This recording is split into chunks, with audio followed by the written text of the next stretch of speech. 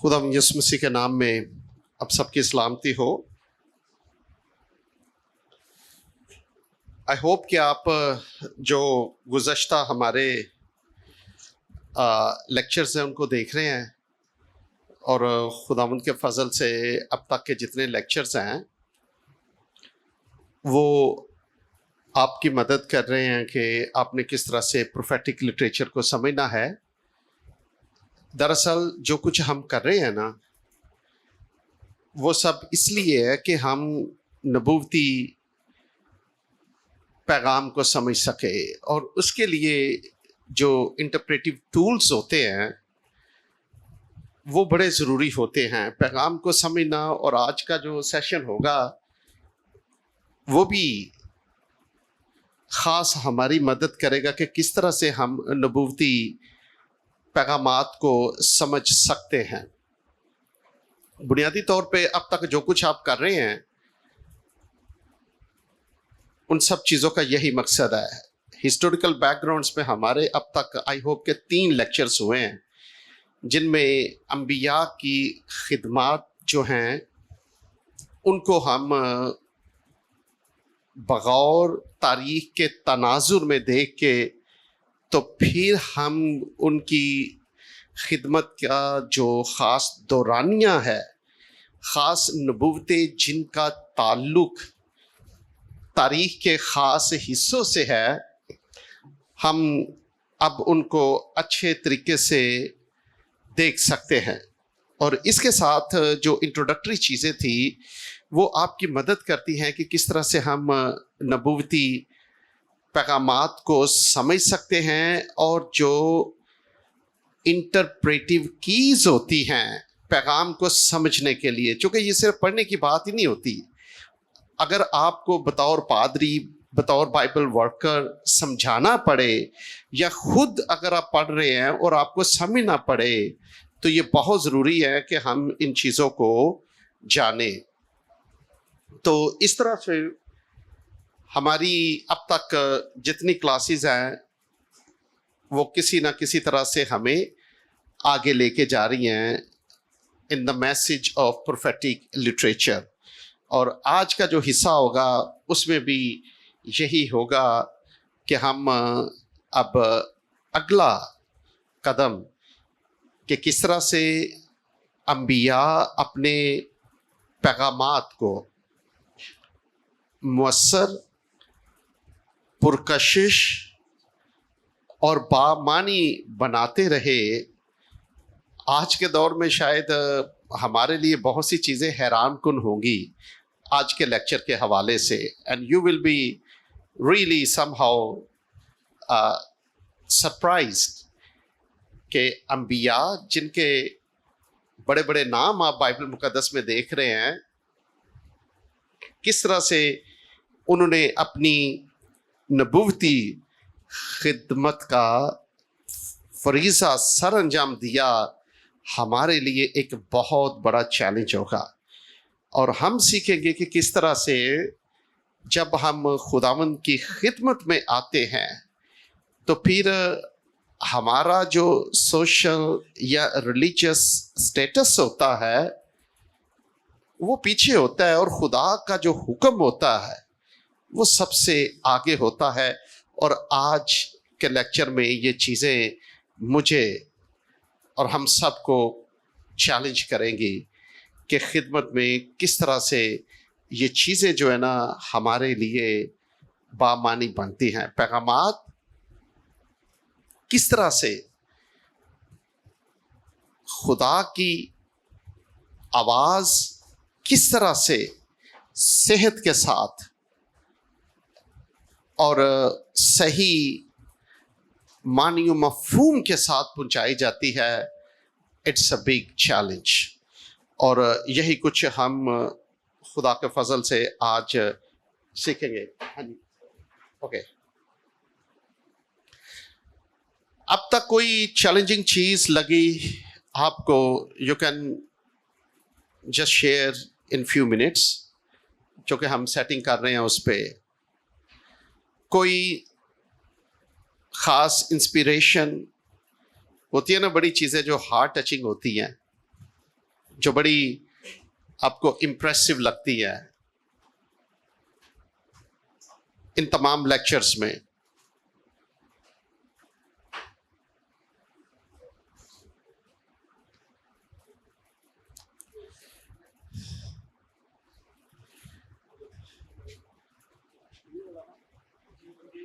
Good evening, everyone. Hallelujah. Wonderful.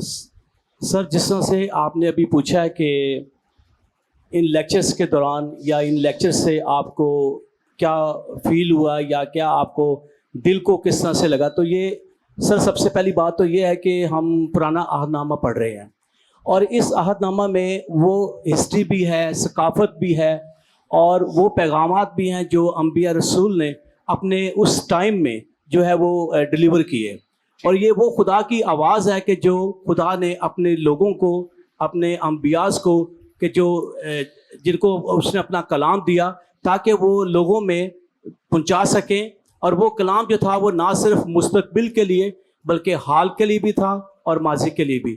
تو یہ اس حوالے سے بہت اچھا ایک لیکچر ہے جو ہم لوگ، بلکہ کورس ہے جو ہم آپ سے سیکھ رہے ہیں، اور اس میں پرانے عہد نامہ کے ساتھ ساتھ تمام ان پیغامات کو بھی، ہسٹری کو بھی جاننے کی کوشش کر رہے ہیں. Thank you. Thank you very much جی. Okay, let's start. اب تک ہم نے جو انبیاء کی خدمت تھی ان کو تاریخ کے تناظر میں دیکھا، اور پچھلا جو لیکچر تھا میں نے بالخصوص آپ کو اس بات کے لیے تیار کرنے کی کوشش کی کہ کس طرح سے ہم ان نبوتوں کو پڑھ سکتے ہیں، سمجھ سکتے ہیں. اور سب سے بنیادی بات جو میرے اور آپ کے لیے دلچسپی کی ہے وہ یہ کہ ہمارا زندہ خدا جو ہے وہ تاریخ کے ہر ایک لمحے میں وہ متحرک رہا ہے، اور تاریخ کو چلانے والا ہمارا زندہ خدا ہے. ہم نے دیکھا کہ دنیا کے تمام بڑے جابر، زیرک اور تاریخ جنہیں بڑے سنہری حروف میں لکھتی ہے، ان کی فتوحات کی وجہ سے بائبل مقدس بتاتی ہے کہ وہ خدا کے ہاتھوں میں آلہ کار کے طور پہ تھے، اور خدا انہیں اپنی مرضی کے مطابق اپنے مقاصد کے لیے استعمال کرتا رہا ہے. اب آج کا جو ہمارا لیکچر ہے، میں نے کہا کہ اٹ میں سرپرائز یو کہ کیا اس طرح سے بھی ہو سکتا ہے کہ خدا کے پیغام کو لوگوں تک پہنچانے کے لیے انبیاء کے پاس محض یہ آج کی طرح کے چرچز یا پھر پلیٹ فارمز نہیں تھے. کبھی وہ اگر شمالی سلطنت میں ہے تو ڈیفینیٹلی وہ سامریا میں، گلیل اور اس طرح کے خاص علاقے، بیتیل، جلجال، ان کا ذکر ہے. اگر وہ جنوبی سلطنت میں نبوتی خدمت سر انجام دے رہے تھے تو ان کی نبوتی سرگرمی کا مرکز یقیناً یروشلم ہوگا. اور اس کی وجہ یہ ہے کہ جس طرح سے ہمارے شہر کا، ہمارے ملک کا دل جو کیپٹل ہوتا ہے وہ اس طرح کی تمام سیاسی و مذہبی ایکٹیویٹیز کا مرکز ہوتا ہے، تو جتنے انبیاء جنوبی سلطنت میں برپا ہوئے ہوں گے یقیناً ان کی سرگرمیوں کا خاص مرکز جو ہے وہ یروشلم ہوگا. اب یہاں پہ چونکہ بادشاہ کا تخت، خدائے قدوس کی ہیکل جو بنی اسرائیل کی روزمرہ زندگی کا مرکز ہوتی تھی، یروشلم کے پھاٹک جہاں سے لوگ کاروبار کے لیے یا جس طرح سے ہم کچہریاں دیکھتے ہیں، کورٹس، ان کے خاص پھاٹکوں پہ روز یہ سرگرمیاں جاری و ساری رہتی تھی. جس طرح سے کسی بھی شہر کے مین بڑے بزنس کے لیے بازار ہوتے ہیں، بالکل اس طرح کی صورتحال تھی.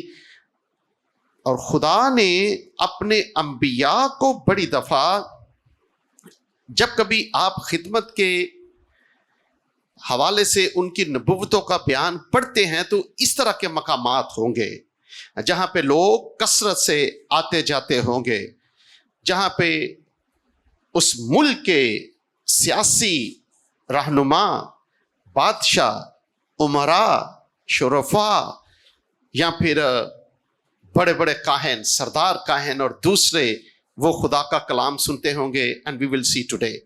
آج کا جو خصوصی سیشن ہے یہ ہے demonstrative acts of the old testament prophets to convey the divine message. مطلب یہ ہے کہ پرانے عہد نامے کے انبیاء جو تھے وہ محض زبانی طور پر ہی خدا کا کلام نہیں سناتے تھے. یہ حیرت کی بات ہے کہ وہ سمبولک یا علامتی طور پہ کچھ ڈیمونسٹریشن، جس طرح سے آج ہمارے بچے بڑے دن کے موقع پہ یا کرسمس کے موقع پہ یا کچھ دوسرے خاص موقعوں پر ڈرامہ کرتے ہیں، ایکٹنگ کر کے کسی چیز کو پیش کرتے ہیں.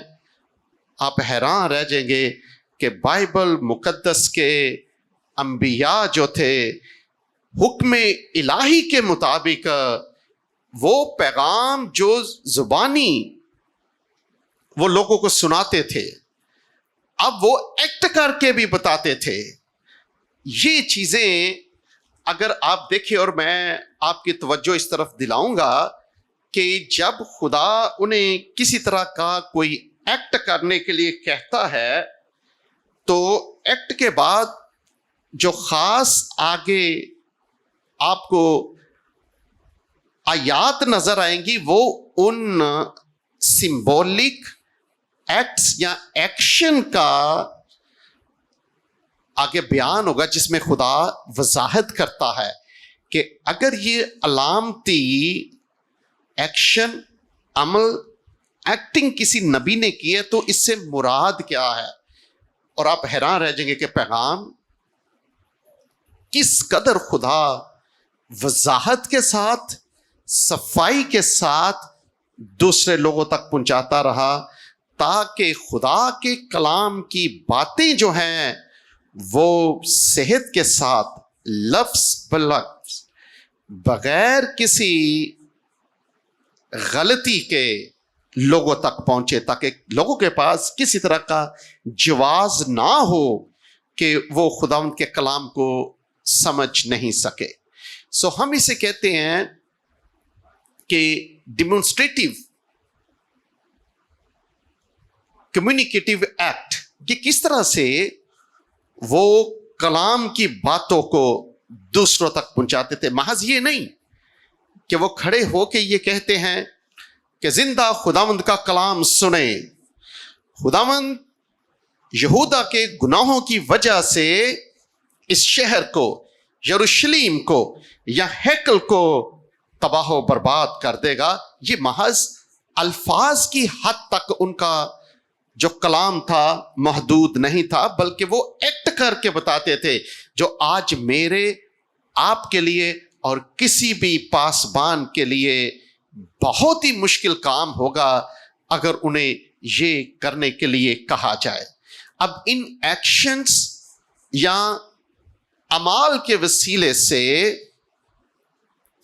وہ لوگوں کی توجہ جو ہے وہ اس کو اپنی طرف کھینچتے تھے. اگر کوئی کلام سنا رہا ہے، فرض کریں کہ ادھر وہ بڑے معروف کوئی مصروف چوک یا بازار ہے، وہاں پہ کھڑے ہو کے کوئی بات کر رہا ہے، تو ممکن ہے کہ آپ اسے سننا پسند نہ کریں، لیکن اگر وہ عجیب و غریب طریقے سے ایکٹ کر رہا ہوگا، ایکٹنگ کر رہا ہوگا، تو آپ نہ چاہتے ہوئے بھی اس کی طرف متوجہ ہوں گے. That was the ultimate purpose of those prophets، تاکہ خدا کے کلام کو سناتے ہوئے وہ لوگوں کی توجہ کو کھینچ سکے. عام جو دلچسپی رکھنے والے لوگ نہیں تھے وہ بھی دیکھیں کہ نبی کیا کر رہے ہیں. اور اس کے لیے مہربانی کر کے آپ ذرا اگر حوالہ جات نکال کے تھوڑا تھوڑا پڑھنا شروع کر دیں تاکہ سبھی لوگ جو بیٹھے یہاں پہ ہیں وہ سن سکے. اس طرح سے ہم کہتے تھے کہ وہ پیغام جو خدا انہیں دیتا تھا انہیں جسمانی ایکشنز کے ذریعے سے دوسروں تک پہنچاتے تھے. ہم اسے کہتے ہیں the purpose of prophetic sign acts. مختلف علامات کے ذریعے پیغام کس طرح سے پہنچتا تھا. اور میں نے یہ کہا کہ یہ اس لیے تاکہ دوسروں کی توجہ جو ہے وہ اس کو کھینچ سکے، آپ اپنی طرف انہیں اٹریکٹ کر سکے، متاثر کر سکیں. اگر وہ کہتے ہیں جی ہم نے کلام نہیں سنا، تو وہ ایک نبی کو ایکٹنگ کرتے ہوئے دیکھ سکیں کہ یہ کیا کر رہا ہے. صرف الفاظ سے نہیں بلکہ وہ ایکشن سے بھی خداوند کے پاک اور مقدس کلام کو دوسروں تک کس طرح سے پہنچاتا ہے.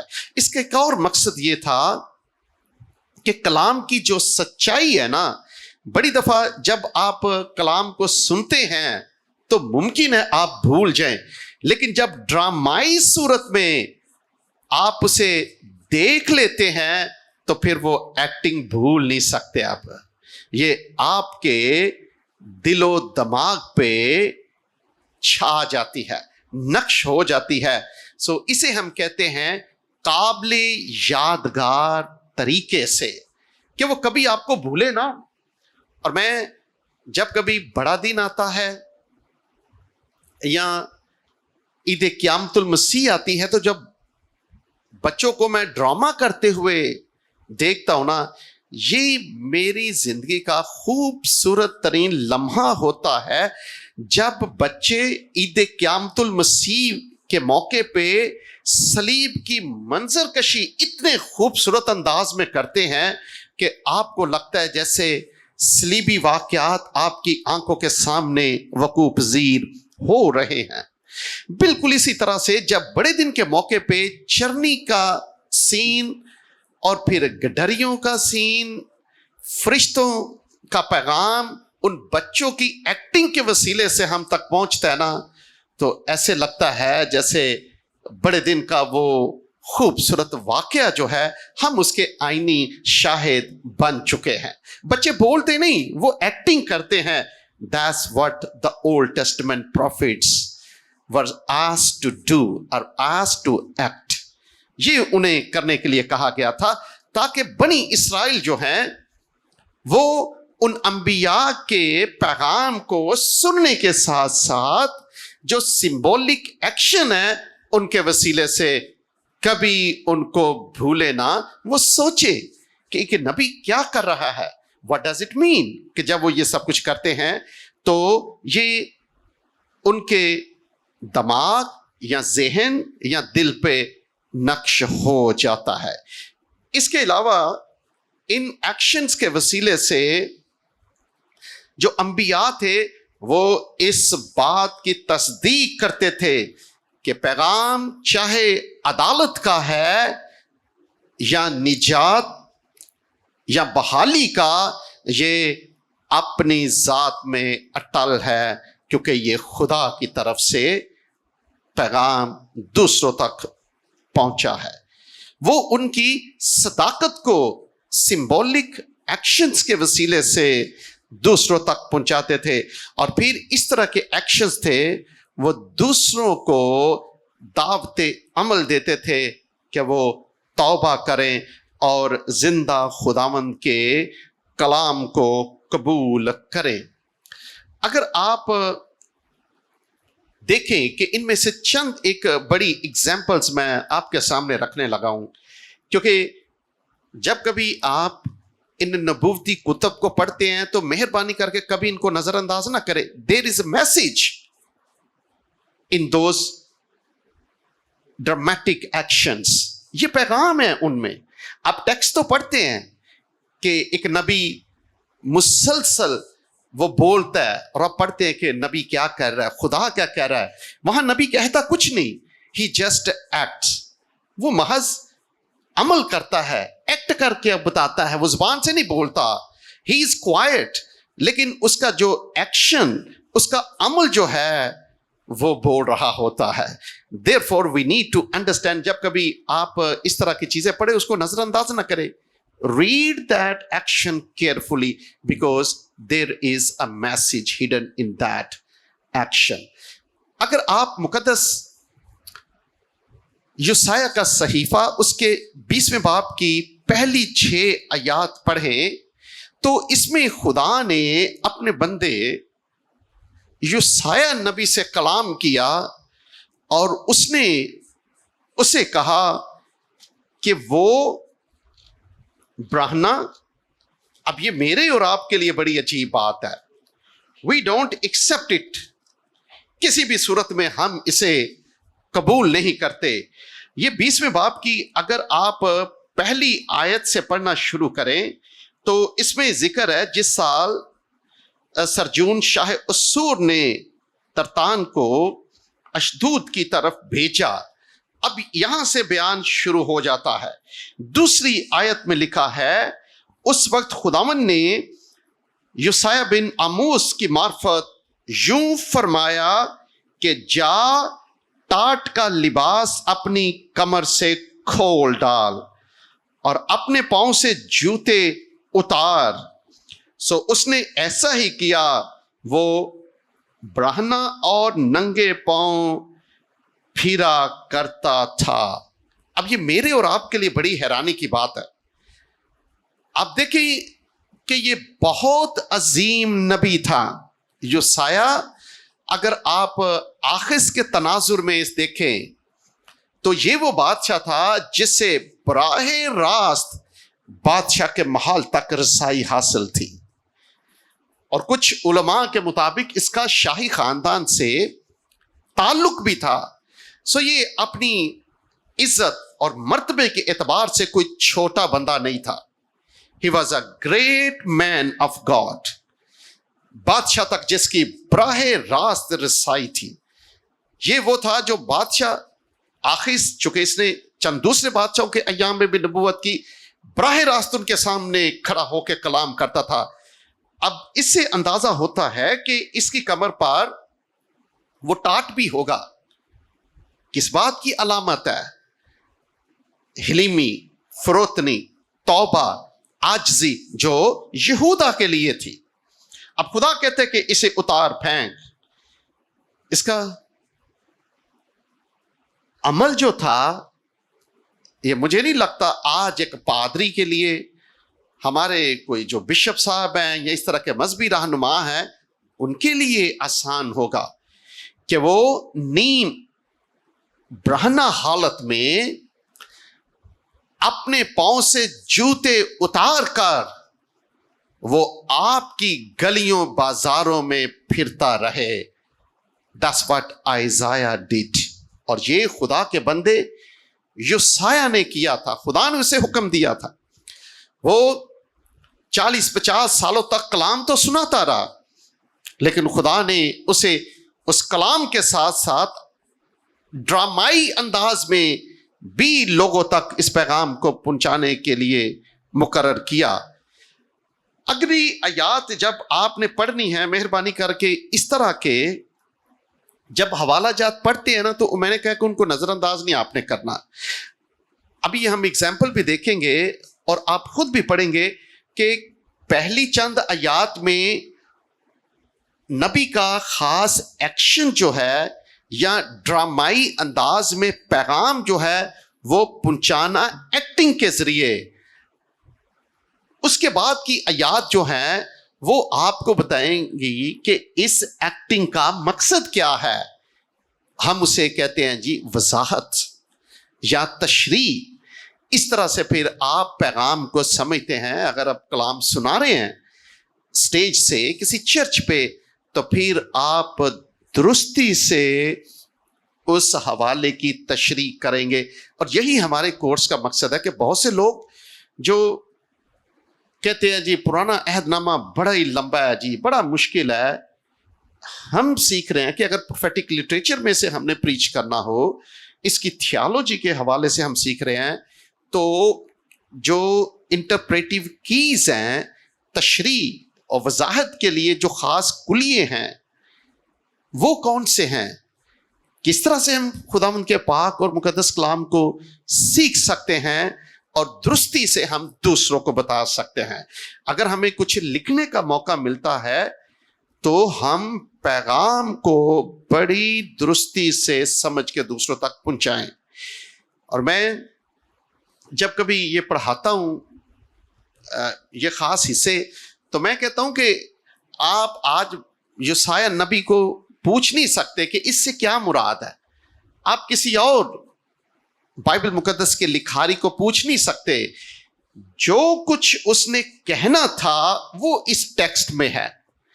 ہم نے اس کی ایک ایک لفظ کی بناوٹ جو ہے, پیراگراف, اس میں استعمال ہونے والی اصطلاحات جو ہیں, خاص ٹرمز جو ہیں, ہم نے ان کی طرف توجہ جو ہے نا مبذول کرنی ہے اپنی.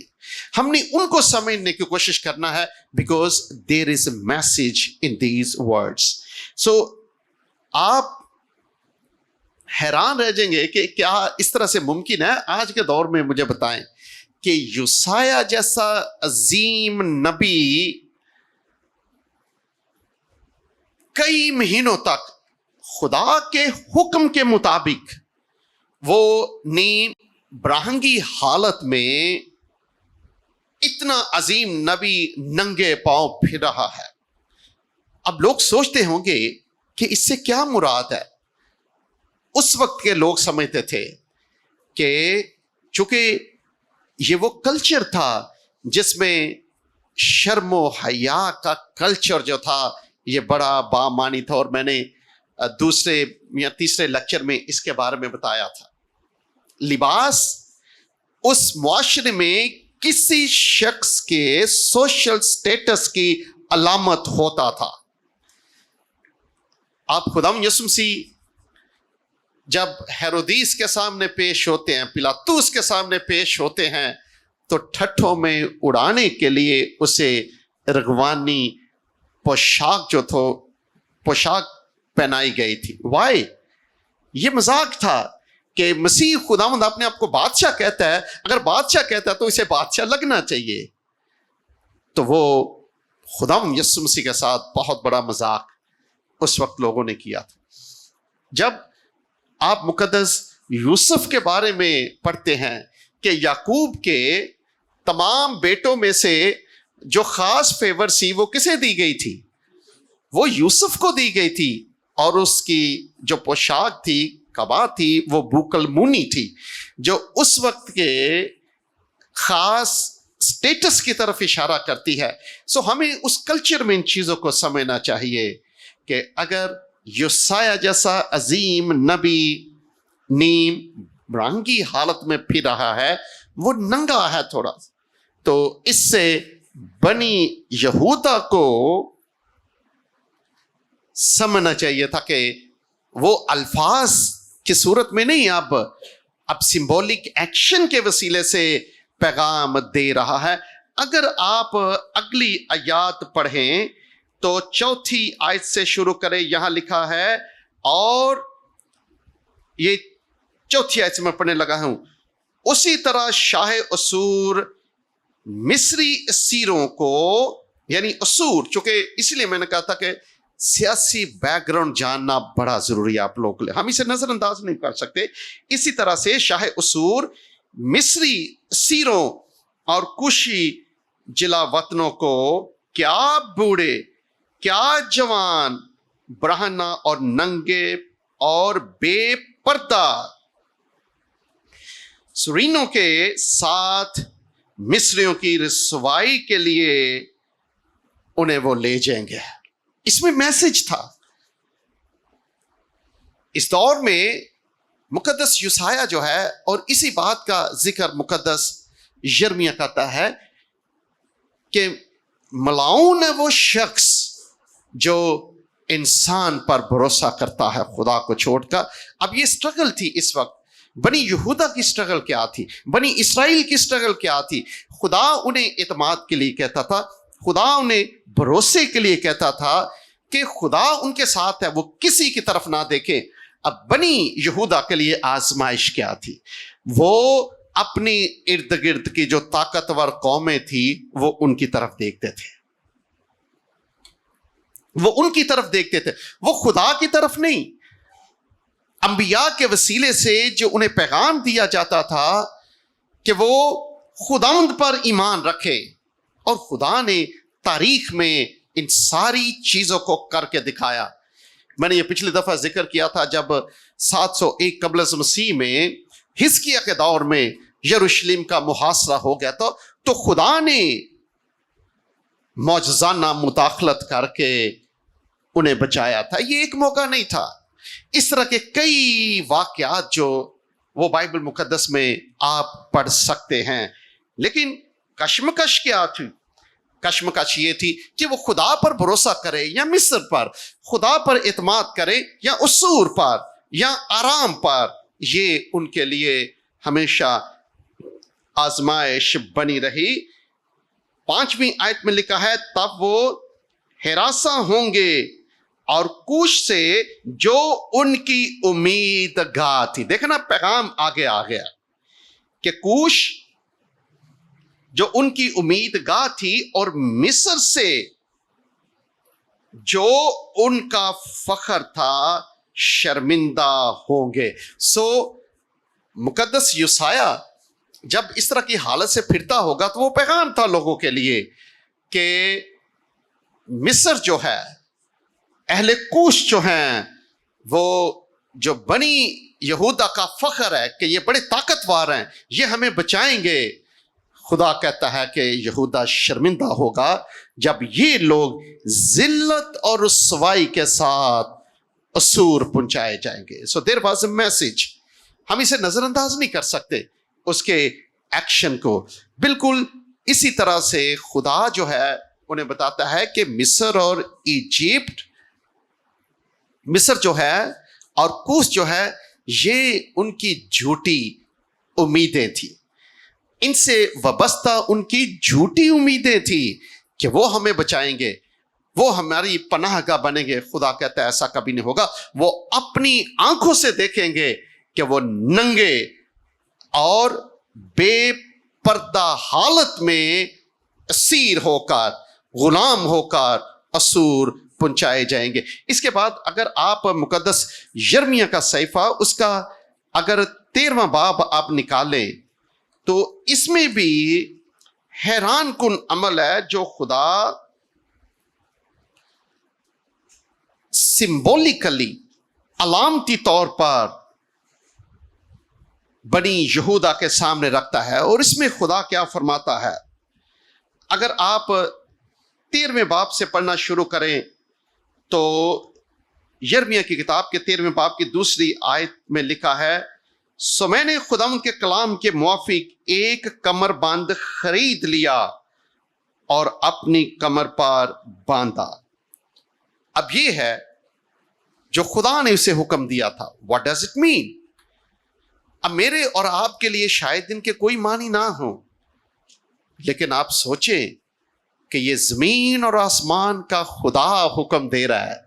It means that symbolic action was extremely meaningful and important.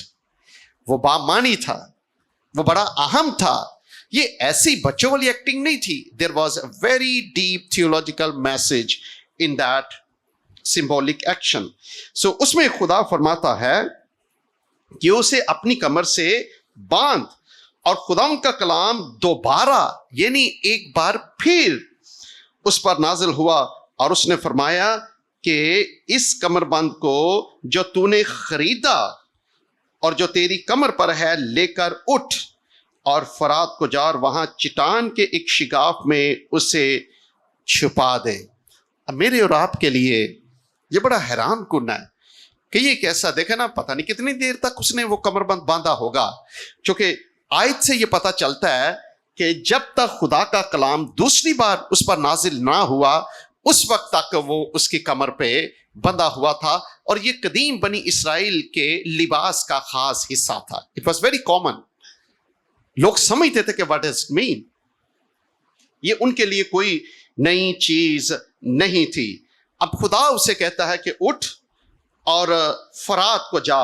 میں فرات کی تشریح یہاں پہ نہیں کروں گا، صرف سمبولک ایکشن از امپورٹنٹ، کیونکہ جو فرات کی سرزمین ہے وہ سینکڑوں میل دور تھی. لیکن کچھ علماء کا خیال ہے کہ یہ فرات سے مراد کوئی ایسا علاقہ تھا جو 3-4 میل کی مسافت پر تھا، جہاں پہ یرمیہ نبی جو ہے وہ جاتا ہے اور ایک شگاف میں وہ اس کمر بند کو چھپا دیتا ہے. اب اگر دیکھیں 6 آیت میں لکھا ہے، اور بہت دنوں کے بعد یوں ہوا کہ خداوند نے مجھے فرمایا کہ اٹھ فرات کی طرف جا اور اس کمر بند کو جسے تو نے میرے حکم سے، اب دیکھیں نا، الہی حکم سے وہاں چھپا رکھا ہے، نکال لے. تب میں فرات کو گیا اور کھود کر کیا کیا، اس نے اس کمر بند کو لے لیا. اب اگر آپ 7ویں آیت کا آخری حصہ پڑھیں تو اس میں لکھا ہے، دیکھ وہ کمر بند ایسا خراب ہو گیا تھا کہ کسی کام کا نہ رہا. اب میرے اور آپ کے لیے شاید آج کے دور میں یہ عجیب سی بات ہو کہ خدا کسی پادری صاحب کو، کسی پوپ صاحب کو کہتے جی آپ فلان جگہ جائیں، اب یہ ایکٹ کر کے بتائے. ہمارے لیے اٹس ویری اسٹرینج، لیکن یہ خدا کے لیے نہیں تھا. It was very very meaningful symbolic action جس میں بڑا خاص پیغام تھا. اب میسج کیا تھا جی؟ اگلی آیات میں اس کی وضاحت کی گئی ہے. تب خداوند کا کلام مجھ پر نازل ہوا. کتنی بار آپ پڑھ رہے ہیں؟ بار بار پڑھ رہے ہیں آپ. اب اس میں بے شک ابھی تک ہمیں یہ لکھا نہیں مل رہا 1 ماہ کے بعد، 2 ہفتوں کے بعد، 3 ہفتوں کے بعد، لیکن آپ ایک اندازہ کر سکتے ہیں کہ that was on going activity. کئی دنوں تک. ایک بار خدا کہتا ہے تو خرید، وہ خریدتا ہے، اپنی کمر پہ باندھتا ہے.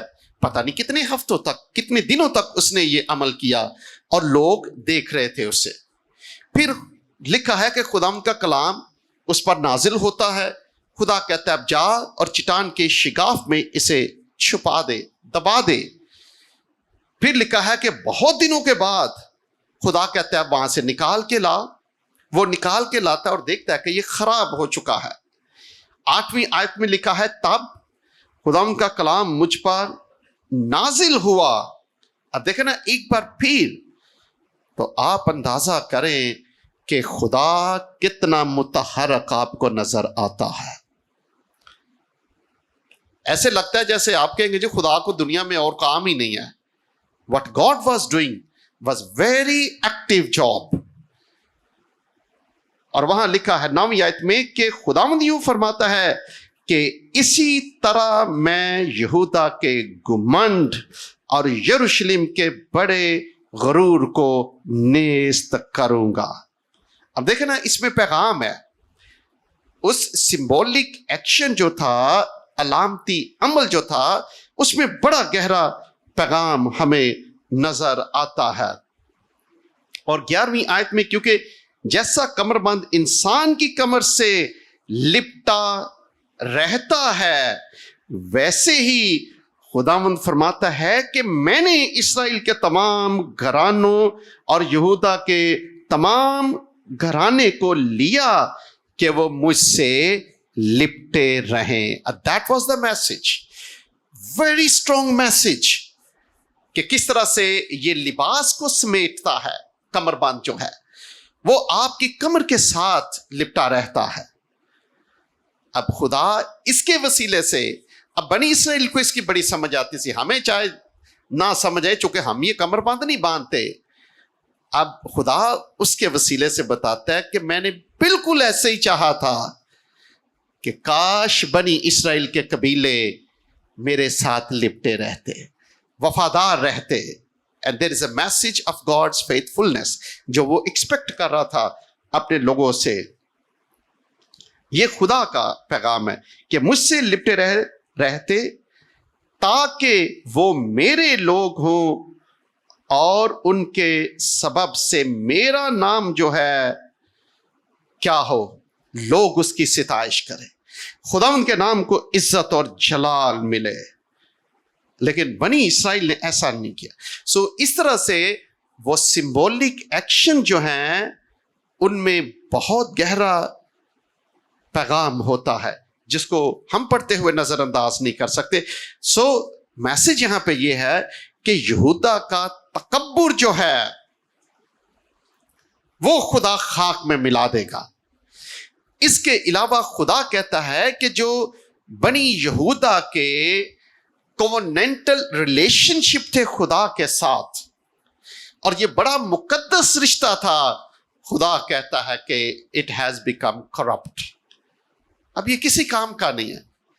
تعلق جو ہیں خدا کہتا ہے کہ وہ ختم ہو چکے، بالکل ایسے جیسے یہ کمر بند جو ہے یہ ناکارہ ہو چکا ہے، بالکل اسی طرح سے بنی یہودا ناکارہ ہو چکا ہے، وہ کسی کام کا نہیں.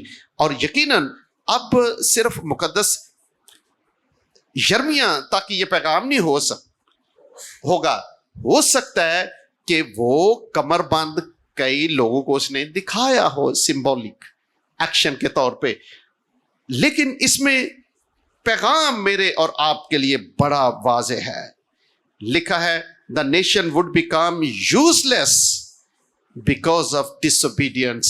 اور کلام خدا میں خدا جس چیز کا انسان سے تقاضا کرتا ہے وہ سوائے اس کے کہ لوگ خدا کے ساتھ وفادار رہیں، اس کے علاوہ خدا کی کوئی دوسری ڈیمانڈ نہیں ہوتی، نہ روپے پیسے کے حوالے سے اور نہ ہی اس طرح کی دوسری چیزیں خدا لوگوں سے مانگتا ہے یا ان کا مطالبہ کرتا ہے، سوائے محبت کے، سوائے فرمانبرداری کے کہ خدا اس کے ساتھ وفادار رہیں. اس کے علاوہ اگر آپ دیکھیں کہ یرمیہ نبی کی زندگی، یوسایہ نبی کی زندگی، حزقیل نبی کی زندگی اور اس طرح کے دوسرے انبیاء جنہیں خداوند نے اس طرح کے سمبولک ایکشنز کے وسیلے سے نبوتی پیغام پہنچانے کے لیے مقرر کیا، آپ دیکھیں گے کہ یہ ایک نہیں کئی مقامات آپ کو ایسے ملیں گے جس طرح سے آپ اس طرح کے سمبولک ایکشن کے وسیلے سے بہت واضح، پرکشش اور بامانی طریقے سے دوسروں تک خداوند کا کلام پہنچتا ہوا آپ کو نظر آئے گا. اب اگر آپ یرمیہ کا صحیفہ اس کا 19واں باب پڑھیں تو اس میں ایک بار پھر خدا جو ہے نبی کو ایک عجیب و غریب کام کرنے کے لیے کہتا ہے. اگر آپ پہلی آیت سے پڑھنا شروع کریں تو اس میں لکھا ہے خداوند نے یوں فرمایا کہ تو جا کر کمہار سے مٹی کی سراہی مول لے اور قوم کے بزرگوں اور کاہنوں کے سرداروں کو ساتھ لے. اب اس کا میں نے ذکر کیا تھا کہ ذمہ دار لوگ جو خداوند کے حضور اپنے شاید سیاسی، مذہبی اور اس طرح کے مرتبے یا عہدوں کے اعتبار سے ذمہ دار تھے، خدا یرمیہ کو حکم دیتا ہے کہ وہ ان کے ساتھ لے. لکھا ہے قوم کے بزرگ، اب صرف بزرگ نہیں بلکہ کاہنوں کے سردار، جو بائبل مقدس میں سب سے بڑا مذہبی عہدہ تھا، اس سے بڑا کوئی مذہبی عہدہ نہیں تھا. سردار کاہن مذہبی نقطہ نظر سے میں بتاؤں آپ کو، ایک بادشاہ سے زیادہ وہ طاقتور ہوتا تھا، اور اس کا اندازہ آپ کو نئے عہد نامے میں ہوتا ہے، جب شرع کے عالموں، سردار کاہن، فقی اور فریسی رومی حکومت کو مجبور کر دیتے ہیں کہ ایک بے گناہ خدا کے برے کو وہ مصلوب کر دے۔ اب جانتے کہ پلاطوس بار بار کہتا ہے کہ میں اس میں کوئی گناہ نہیں دیکھتا، یہ معصوم ہے، یہ بے گناہ ہے، لیکن اس کے باوجود وہ اتنے با اثر لوگ تھے کہ مسیح خداوند کو مصلوب کروانے میں ان کا 100% ہاتھ۔ سو خدا کہتا ہے کہ کاہنوں کے سردار کو ساتھ لے۔ اب قوم کے بزرگوں سے مراد عام نہیں، اس میں یقیناً سیاسی اکابرین، بڑے بڑے لوگ ہوں گے۔ خدا کہتے کہ ان کو لے اور بن ہنوم کی وادی میں کمہاروں کے پھاٹک کے مدخل پر نکل جا۔ اب وہ ایسا ہی کرتا ہے۔ ایکشن اس میں کیا ہے؟ وہ کیا کرتا ہے؟ اگر آپ 10ویں آیت پڑھیں تو خدا فرماتا ہے تب تو اس راہی کو ان لوگوں کے سامنے جو تیرے ساتھ جائیں گے توڑ ڈالنا اور ان سے کہنا۔ آپ دیکھیں نا، وہ کلام کر رہا ہے، محض یہ بے معنی چیزیں نہیں ہیں۔ There was divine message which a prophet was communicating through these symbolic actions. پیغام کیا ہے؟ ٹھیک ہو گیا۔ خدا ان سے کیا کہتا ہے جی؟ خدا کہتا ہے، اور رب الافواج کا یہاں پہ ذکر ہے، یوں فرماتا ہے کہ میں ان لوگوں اور اس شہر کو ایسا توڑوں گا جس طرح کوئی کمہار کے برتن کو توڑ ڈالتا ہے۔ آگے اس کی ایکسپلینیشن دیکھیں، جو پھر درست نہیں ہو سکتا۔ اب اگر گلی مٹی ہو نا تو پھر آپ اسے مولڈ کر سکتے ہیں، اور اس کا ذکر بھی خدا نے یرمیہ کے وسیلے سے کیا۔ آپ وہ قصہ بھی پڑھتے ہیں جب خدا یرمیہ کو کہتا ہے کہ تو ایک کمہار کے گھر میں جا، وہ وہاں پہ جاتا ہے، پھر خدا کا کلام اس پہ نازل ہوتا ہے، اور وہ دیکھتا ہے کہ کمہار کے ہاتھ میں اگر وہ مٹی کا برتن خراب ہو جاتا ہے تو وہ اس کو دوبارہ بناتا ہے، وہ مولڈ کرتا ہے دوبارہ۔ خدا کہتا ہے کہ میں بنی اسرائیل کے ساتھ ایسا، لیکن یہاں جو ہے نا میسج عدالت کا پیغام ہے اور بڑا سخت ہے۔ خدا کہتا ہے جس طرح سے یہ سراہی جو ہے توڑی گئی ہے اور یہ کبھی دوبارہ مرمت نہیں کی جا سکتی، بالکل اسی طرح سے بنی یہودا کی عدالت جو ہے یہ حتمی الہی حکم کے تحت ہوگی۔ And there was very deep message. لکھا ہے کہ کیا ہوگا؟ یروشلم would be destroyed. خدا کہتا ہے کہ یروشلم برباد ہوگا۔ کیسے برباد ہوگا؟ Beyond repair، مرمت سے بالا تر۔ جس طرح سے آپ کسی بھی صورت میں چیزوں کا وہ جلال نہیں دیکھ سکتے۔ And there was message، اور کیوں؟ خدا کہتا ہے اس لیے کہ بنی اسرائیل مسلسل خدا کے باغی ہو چکے ہیں۔ So there was divine message، اور یہ پیغام جو تھا مقدس یرمیہ جن دنوں میں یہ سب کچھ کر رہا تھا، وہ مقدس یرمیہ کے بھی آخری ایام تھے اور بنی یہودا کی سلطنت کے بھی آخری ایام تھے۔ عجیب حسن اتفاق تھا کہ خدا کی طرف سے پیغام ہے کہ عدالت بنی یہودا کے سر پر ہے، وقت بڑا ہی قریب آ چکا ہے. اگر یہ توبہ نہیں کریں گے تو پھر خداوند انہیں ہمیشہ کے لیے برباد کر دے گا. And there was message of imminent judgment. ایسی عدالت خدا کرے گا کہ پھر بنی اسرائیل، بنی یہودا، جس طرح سے یہ سوراخی جو ہے یہ پھر دوبارہ جوڑی نہیں جا سکتی، اس حالت میں واپس نہیں آ سکتی. خدا کہتا ہے کہ لوگوں کی ہٹ درمی کے باعث ان کی عدالت جو ہے وہ اسی طرح سے کی جائے گی. ہاں جی ہو گیا ٹائم، کر دینا. Okay let's have a short break. 10 minute کی بریک ہوگی اور اس کے بعد پھر ہم یہاں سے شروع کریں گے. Okay let's start. ہم دیکھ رہے ہیں ایسی سمبولک ایکشنز کے وسیلے سے پیغامات کا سلسلہ جنہیں جھٹلانا ناممکن تھا. بنی یہودا کے لیے یہ کہنا کہ ہمیں سمجھ نہیں آئی یہ ناممکن تھا. بہت واضح خدا کا پیغام جو تھا ان تک پہنچا. اگر آپ 27واں باب پڑھیں، یرمیہ نبی کا صحیفہ اس کا 27واں باب، آپ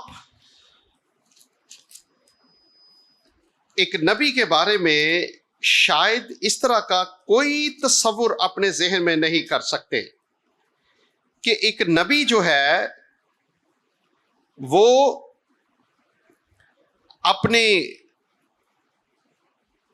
اپنی گردن کے اوپر جوا رکھتا ہے اور وہ پھرتا ہے. اب 27ویں باب کے علاوہ بھی آپ یرمیہ نبی کو دیکھیں گے وہ کس طرح سے غلامی کے پیغام کو واضح طور پہ بنی یہودا کے سامنے رکھتا ہے کہ خداوند ان لوگوں کو جو باغی، نافرمان اور بیکار ہو چکے ہیں، خدا کہتا ہے کہ میں انہیں بابل پہنچاؤں گا.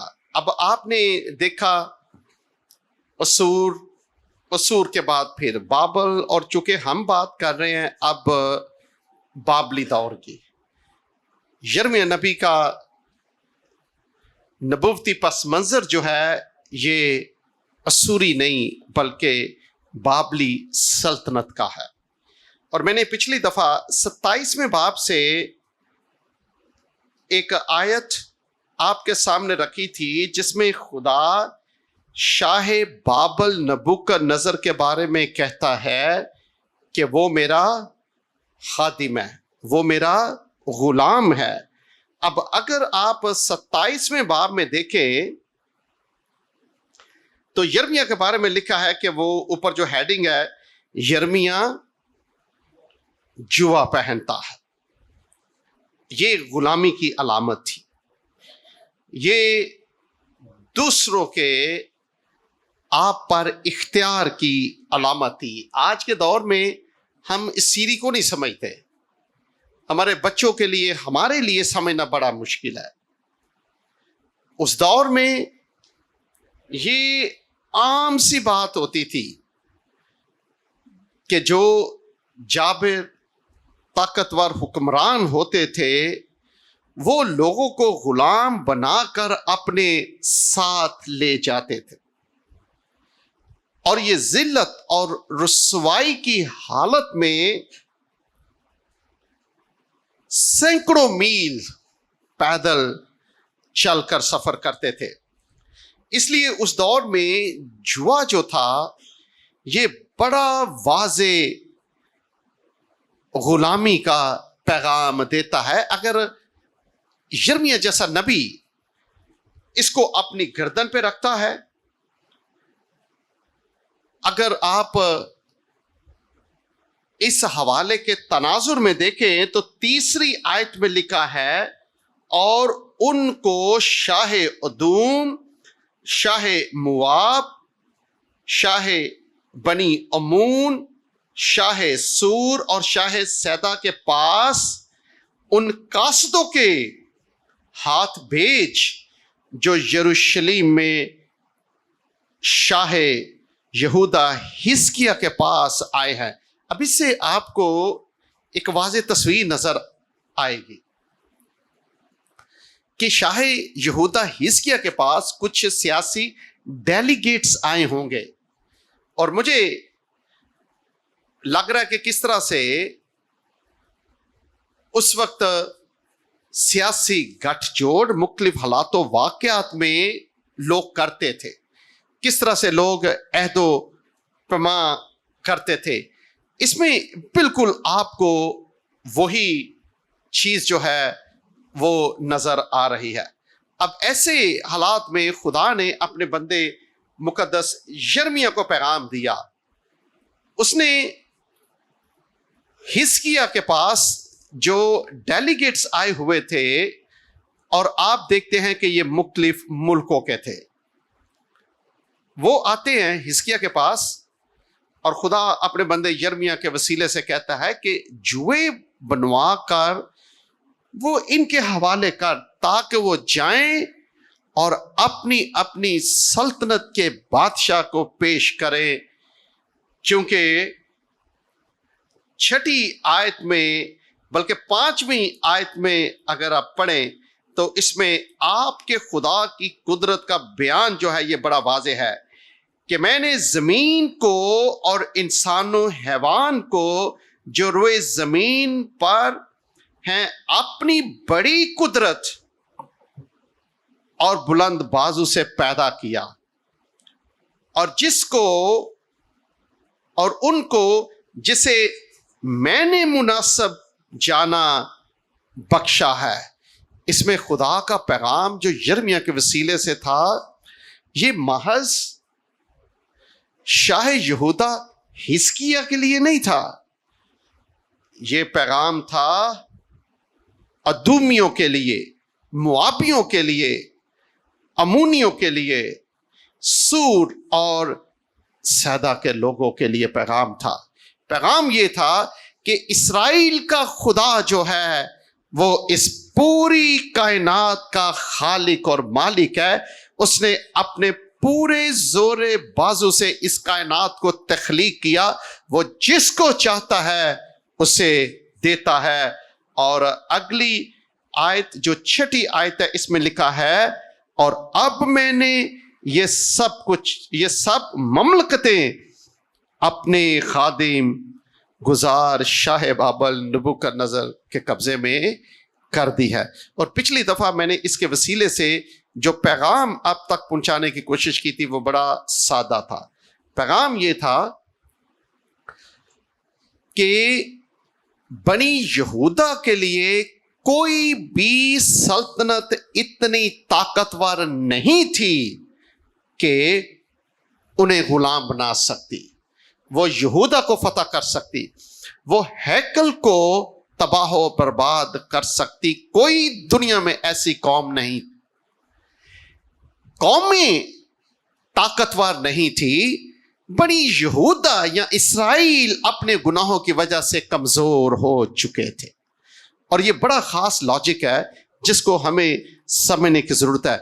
اس لیے یرمیہ کے وسیلے سے یہ پیغام بڑے واضح تھا کہ یہ کائنات خدا کی ہے، خدا اپنی مرضی سے جس کو چاہتا ہے دیتا ہے۔ اور اس وقت وہ کہتا ہے کہ ملخ بابل ابدی کہ the king of Babylon is my servant. خدا کہتا ہے کہ شاہ بابل جو ہے وہ میرا خدمت گزار ہے، وہ جو خدمت کرنے والا ہوتا ہے، جو خادموں کے طور پہ غلاموں کی حیثیت سے سامنے کھڑا ہوتا ہے۔ اب یرمیہ کے لیے یہ بڑا عجیب ہوگا، عجیب واقع یہ سارا کچھ ہے کہ وہ ایک جوا اپنی گردن پہ رکھے، وہ بنوائے اور بادشاہوں کو آپ تو سوگات دیتے ہیں نا، جب بادشاہوں کو کوئی دیتے ہیں، سیاسی ڈیلیگیٹس آتے ہیں، آپ انہیں اپنی کوئی ملکی سوگات دیتے ہیں جو وہ ساتھ لے کے جاتے ہیں. اب ان کے لیے کیا پیغام تھا کہ take these yokes to your kings, آپ ان جوؤں کو اپنے بادشاہوں کے پاس لے کر جائیں اور انہیں کہیں کہ اسرائیل کے خدا نے یہ فیصلہ کیا ہے کہ تم سب بابل کے غلام بنو گے، شاہ بابل نبوکدنضر کے غلام بنو گے. اور یہ بہت ہی واضح پیغام تھا. اب یہ سلسلہ جو ہے آپ کو مقدس یسایہ یا پھر یرمیہ تک محدود نہیں لگتا. اگر آپ حزقیل کا صحیفہ پڑھیں تو یہ عجیب و غریب ایکشن ہے اس کا، اور کئی مہینوں تک وہ ایکشن ایسے کرتا رہا ہے. یہ ایکٹنگ، یہ بڑی عجیب اور حیران کن ایکٹنگ آپ کو لگے گی. جب میں اس کے بارے میں پڑھتا ہوں تو میں کہتا ہوں ہاؤ کم، یہ کیسے ممکن تھا. اگر آپ حزقیل کا صحیفہ اس کا 4 باب پڑھیں، دیکھیں اس میں کیا حکم تھا. حزقیل جیسے عظیم نبی کے لیے اگر آپ ہیڈنگ اپنے بائبل میں دیکھیں تو لکھا ہے حزقیل یروشلم کے محاصرے کا عملی مظاہرہ کرتا ہے. پیغام تو وہ دے چکا، پیغام خدا نے اپنے بندے یرمیہ کے وسیلے سے بھی پہنچا دیا، لیکن جو کچھ حزقیل بادشاہ کرتا، حزقیل نبی کرتا ہے، یہ حیران کن ہے. ایسے لگتا ہے جیسے یہ ناقابل یقین تھا. کیا حکم تھا اس کے لیے؟ خدا اس سے حکم دیتا ہے کہ وہ ایک کھپرا لے، اپنے سامنے رکھ کر اس پر ایک شہر، ہاں یروشلم ہی کی تصویر کھینچے. اب میں نے اس کی تصویر جو ہے اپنی سلائیڈز میں لگائی ہوئی ہے، جو میرے لیے حیران کن ہے کہ کس طرح سے یہ ممکن ہے.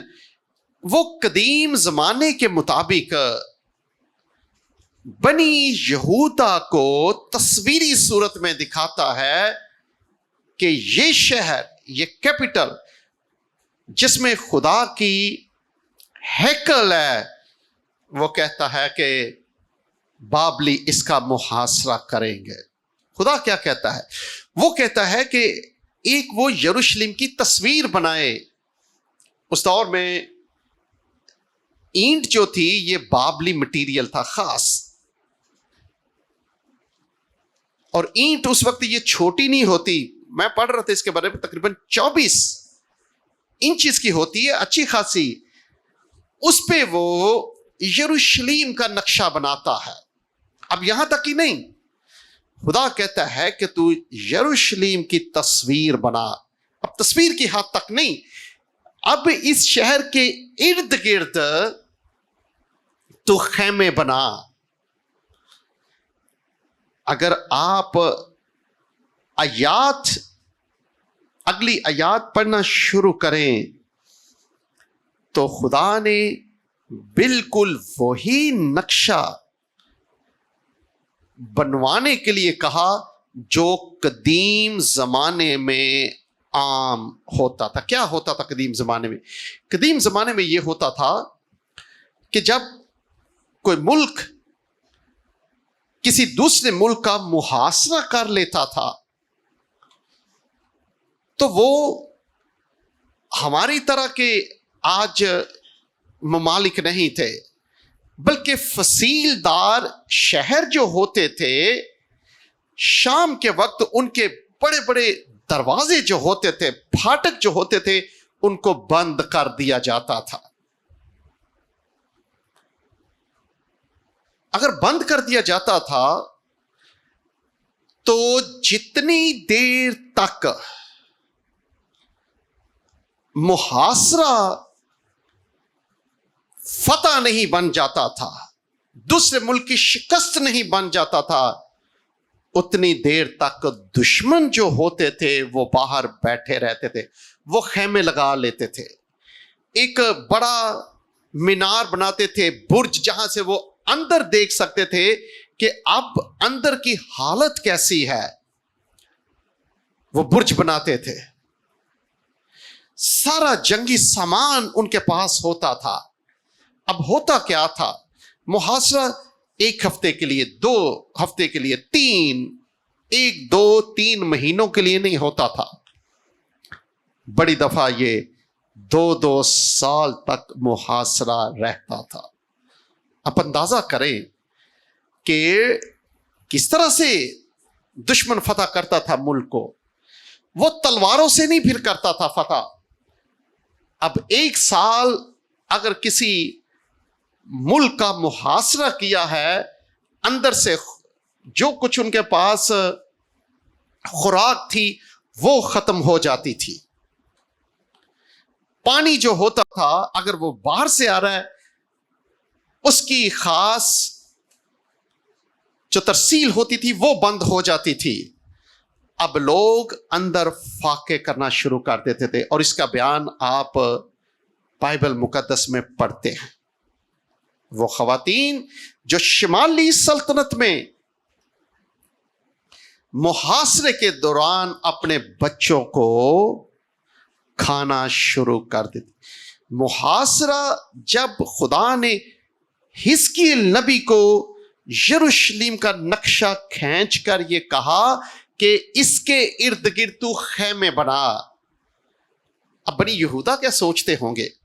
اس کے بعد وہ اپنی, جس طرح سے کوئی آج کل ٹک ٹاک بناتے ہیں, مقدس حزقیل کوئی ٹک ٹاک نہیں تھا بنا رہا اس وقت, کہ وہ اپنی دائیں سائڈ پہ پھر بائیں سائڈ پر ہفتوں کے حساب سے, مہینوں کے حساب سے وہ لیٹا رہتا ہے.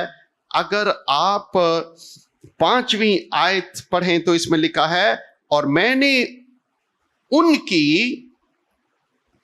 نے ان کی بد کرداری کے برسوں کو ان دنوں کے شمار کے مطابق جو 300 کتنے جی 390 دن تھے تجھ پر رکھا. اور یہ خدا کہہ رہا ہے, سو تو بنی اسرائیل کی بد کرداری برداشت کرے گا, اور جب تو ان کو پورا کر چکے تو پھر اپنی داہنی کروٹ پر لیٹ رہ, اور 40 دن تک بنی یہودا کی بد کرداری کو برداشت کر. اب there was very strong symbolic message. آپ دیکھیں, آپ حساب لگائیں, 1 سال میں کتنے دن ہوتے ہیں جی؟ 365 ہوتے ہیں, اور 90 جو ہیں, اس کا مطلب ہے 1 سال سے زیادہ. یہی ہے نا. حزقیل کیا کرتا ہوگا, کیا اس نے کیا ہوگا؟ اب ذرا نقشہ تھوڑی دیر کے لیے کھینچیے کہ اتنا عظیم نبی, خدا کہتا ہے کہ وہ یروشلم کا نقشہ بنائے. اس نے بنا لیا, اس نے ارد گرد خیمے بنائے, اور پورا ماحول جو تھا نا, حقیقی معنوں میں اس نے بابلی محاصرے کی منظر کشی کی. لوگ دیکھتے ہوں گے what was the message for the people, کہ یہ حزقیل کیا کر رہا ہے. وہ 390 دنوں تک ایک سائڈ پہ وہ بیٹھا رہتا ہے.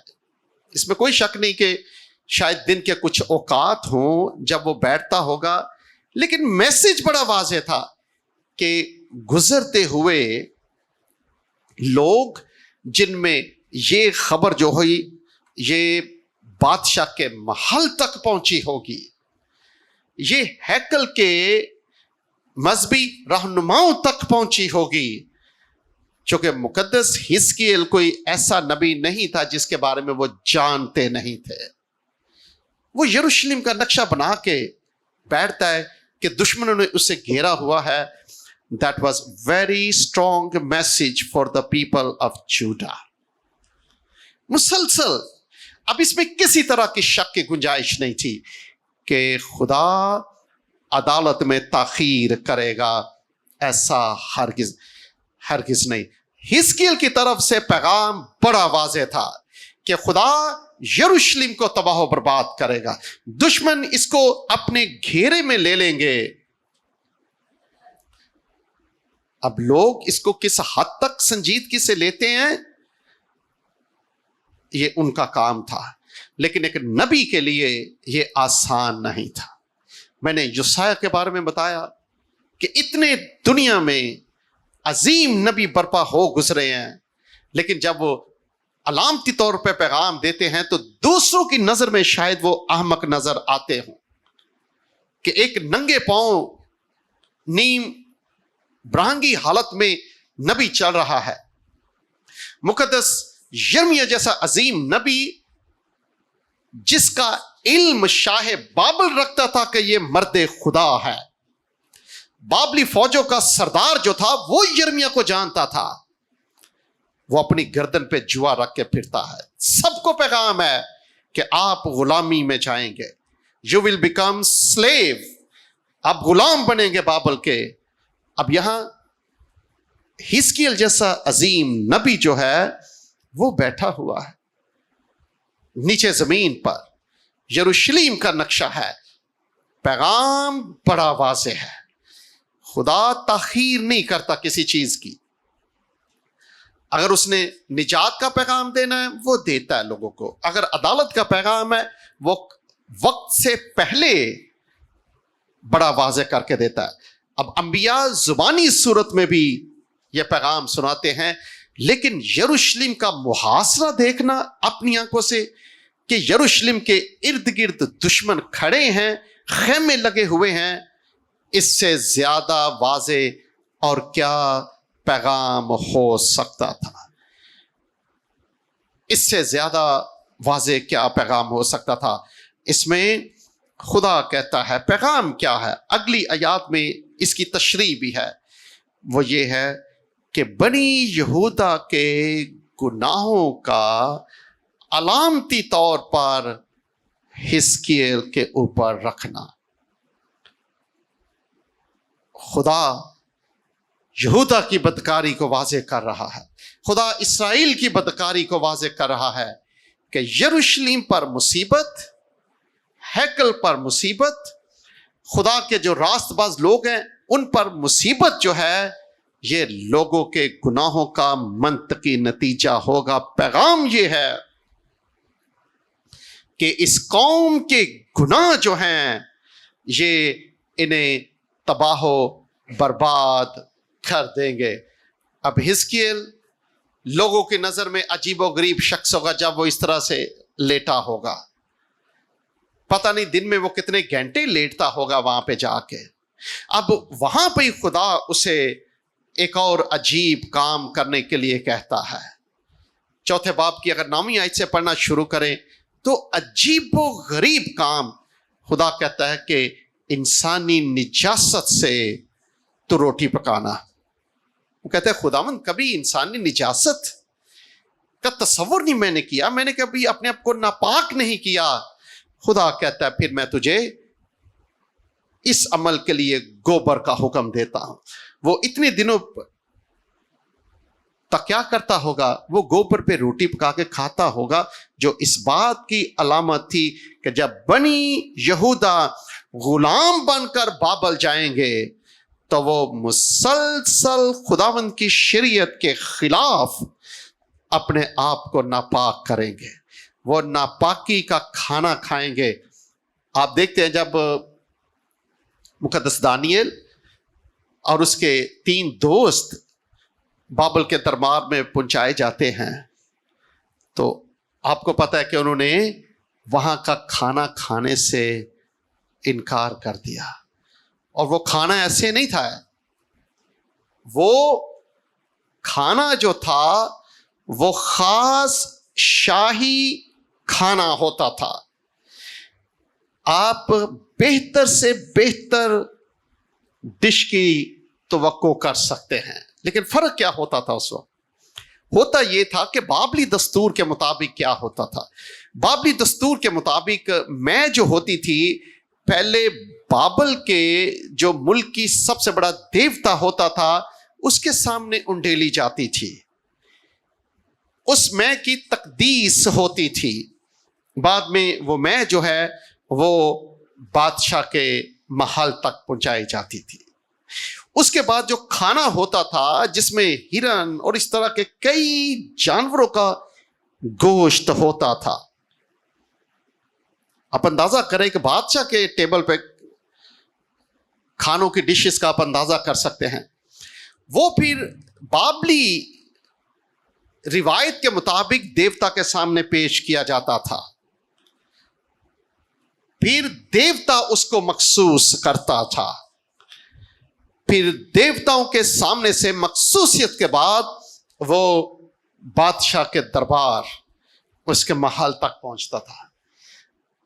اس کھانے میں سے بادشاہ، اس کے وزراء، امراء وہ کھاتے تھے۔ یہی کھانا جو تھا جنہیں بابل نے اپنے دربار کی سروس کے لیے خوبصورت پڑھے لکھے نوجوانوں کو چنا تھا، یہی کھانا ان کو دیا جاتا تھا۔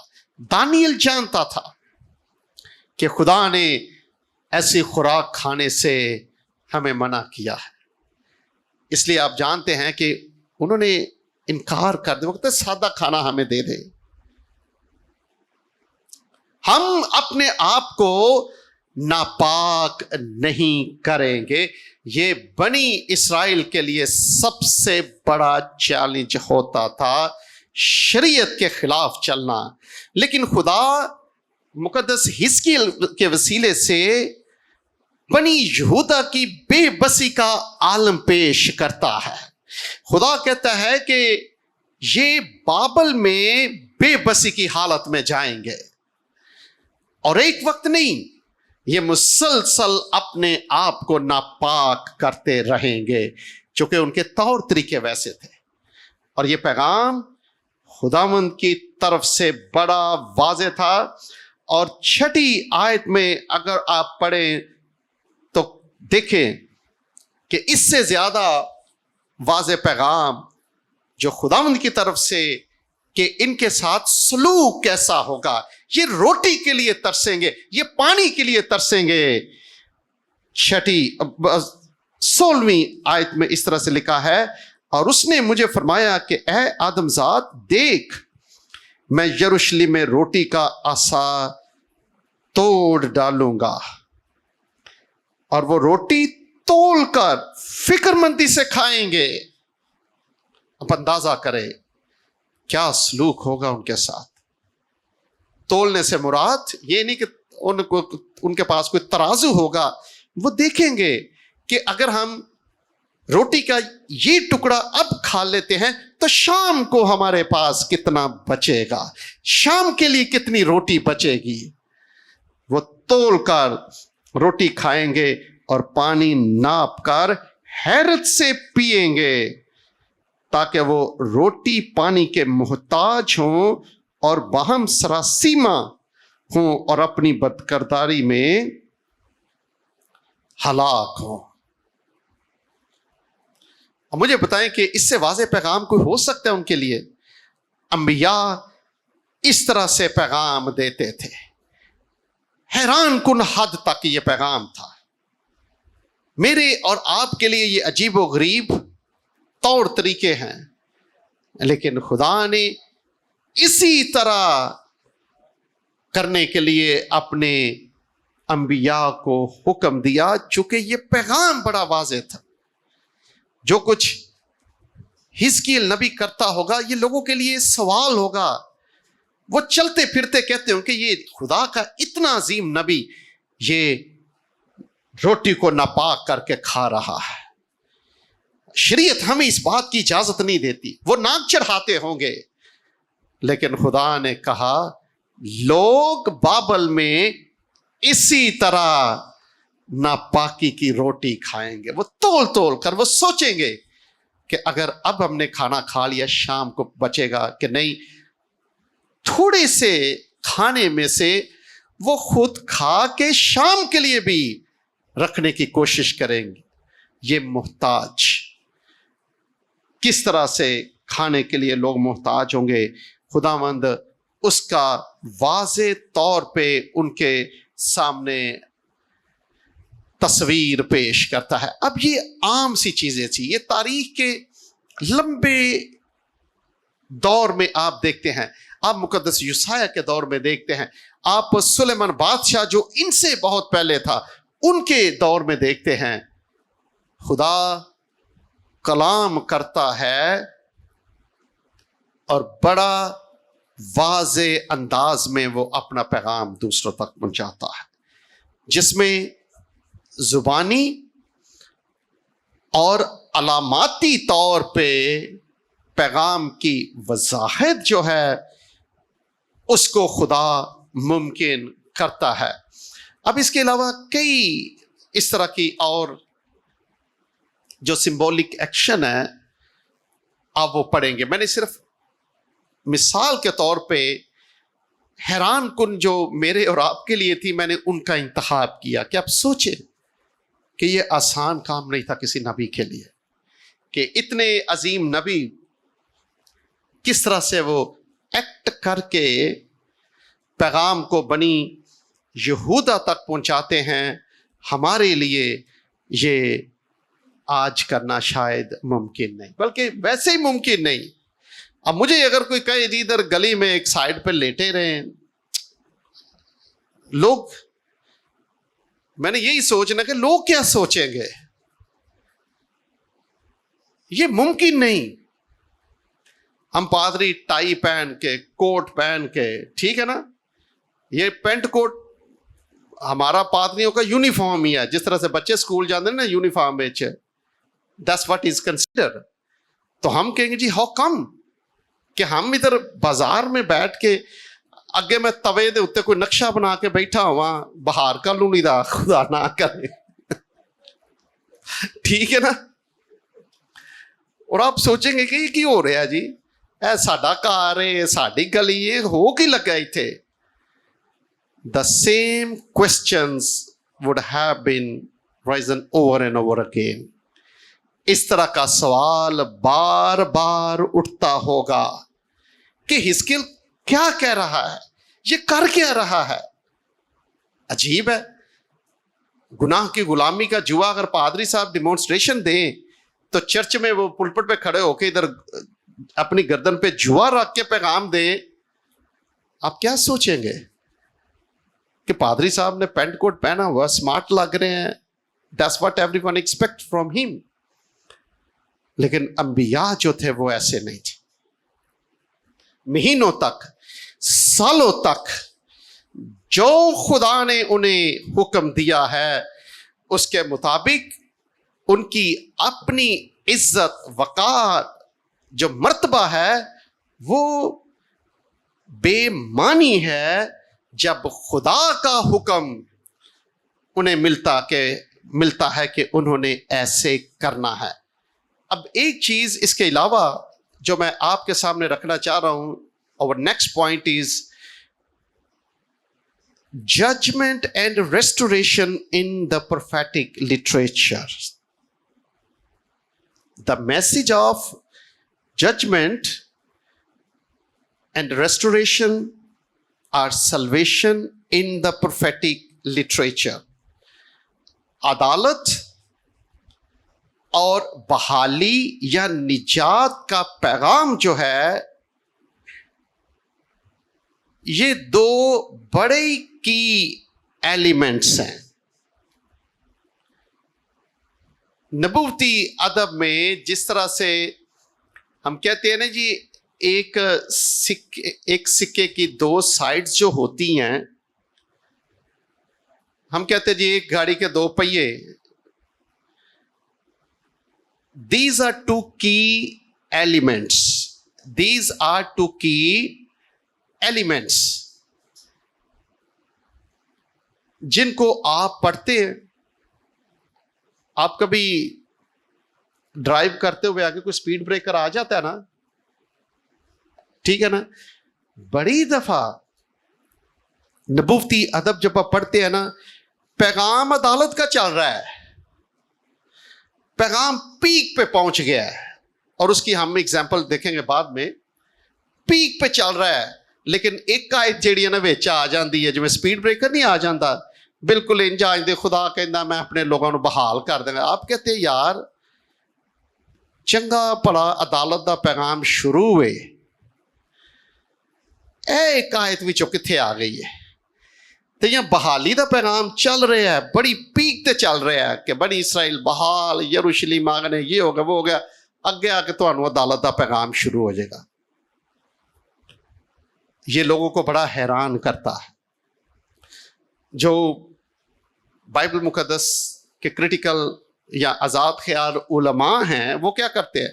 وہ کہتے ہیں مشورہ دیتے ہیں. انہوں نے مشورہ ہے وے کہ جیڑا عدالت دا پیغام چل رہے ہیں نا او دے وچ جیڑا بحالی دی ایک آیت آ گئی ہے نا 2, اینو ایتھوں کڈ لو تاکہ عدالت دے پیغام وچ کوئی خلل نہ آوے, کہ اینو اوتھے جا کے فٹ کر دیو جدا بحالی تے نجات دا پیغام ہے. اس کو نکالنے کی ضرورت نہیں. People don't understand why these two elements always go together. اس کے لیے ہمیں سمجھنا پڑے گا, خدا کے نقطۂ نظر سے ہمیں یہ دیکھنا پڑے گا. نبوتی کلام کو ہمیں بغور پڑھنا چاہیے کہ کیوں یہ چیزیں جو ہے نا یہ ساتھ ساتھ چلتے ہیں, اور پھر اس کے ساتھ جو زندہ خدا کا خاص موٹیو ہے, جو خدا کا مقصد ہے, وہ سمجھنے کی ضرورت ہے. ہمیں یہ نہیں کرنا چاہیے. اور جب میں آپ کو اگزامپل دوں گا تو you will really be surprised کہ واقعی اتنا سموتھ پیغام چل رہا ہے عدالت دا, چونکہ تسی ہی چاہتے ہونا ہی تو شروع ہے تو عدالت دا پیغام کدھر پہنچے. اگر بابل ہے تو بابل لوگ پہنچن یا جتنے بھی, لیکن وہ بحالی دا پیغام آ جائے گا. جی بالکل ایسے ہی لگتا ہے جی ڈرامے دی قسط صحیح چلتی ہوئے تو وچ ایک ایڈ آ جائے. یہ ایڈ نہیں.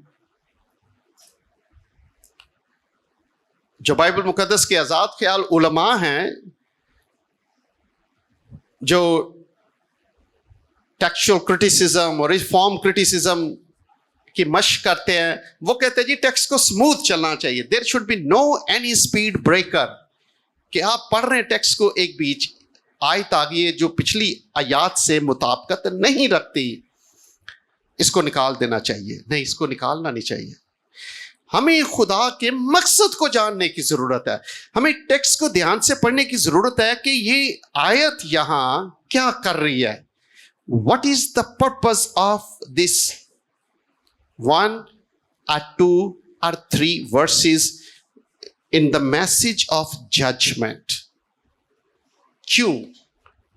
That is the main question جسے ہمیں پوچھنے کی ضرورت ہے, اور ہم اس کو مثالوں کے ساتھ جانیں گے. ڈیٹیل کچھ ایگزامپلز ہم لیں گے, ٹیکسٹ پڑھیں گے تاکہ ہم ان کو اچھے طریقے سے مثالوں کے ساتھ دے سکیں. These two key elements, the element of judgment and restoration in the prophetic literature. ٹھیک ہے جی. If you have any question so far, جو میں نے ابھی لیکچر دیا ہے, if something puzzles you, embarrasses you, یا وہ چاہتے ہیں کہ مزید اس کی وضاحت, لیکن کوشش کریں کہ جو ہم نے باتیں کی ہیں تاکہ پھر ریلیونٹ باتیں ہم کر سکیں. جی پلیز.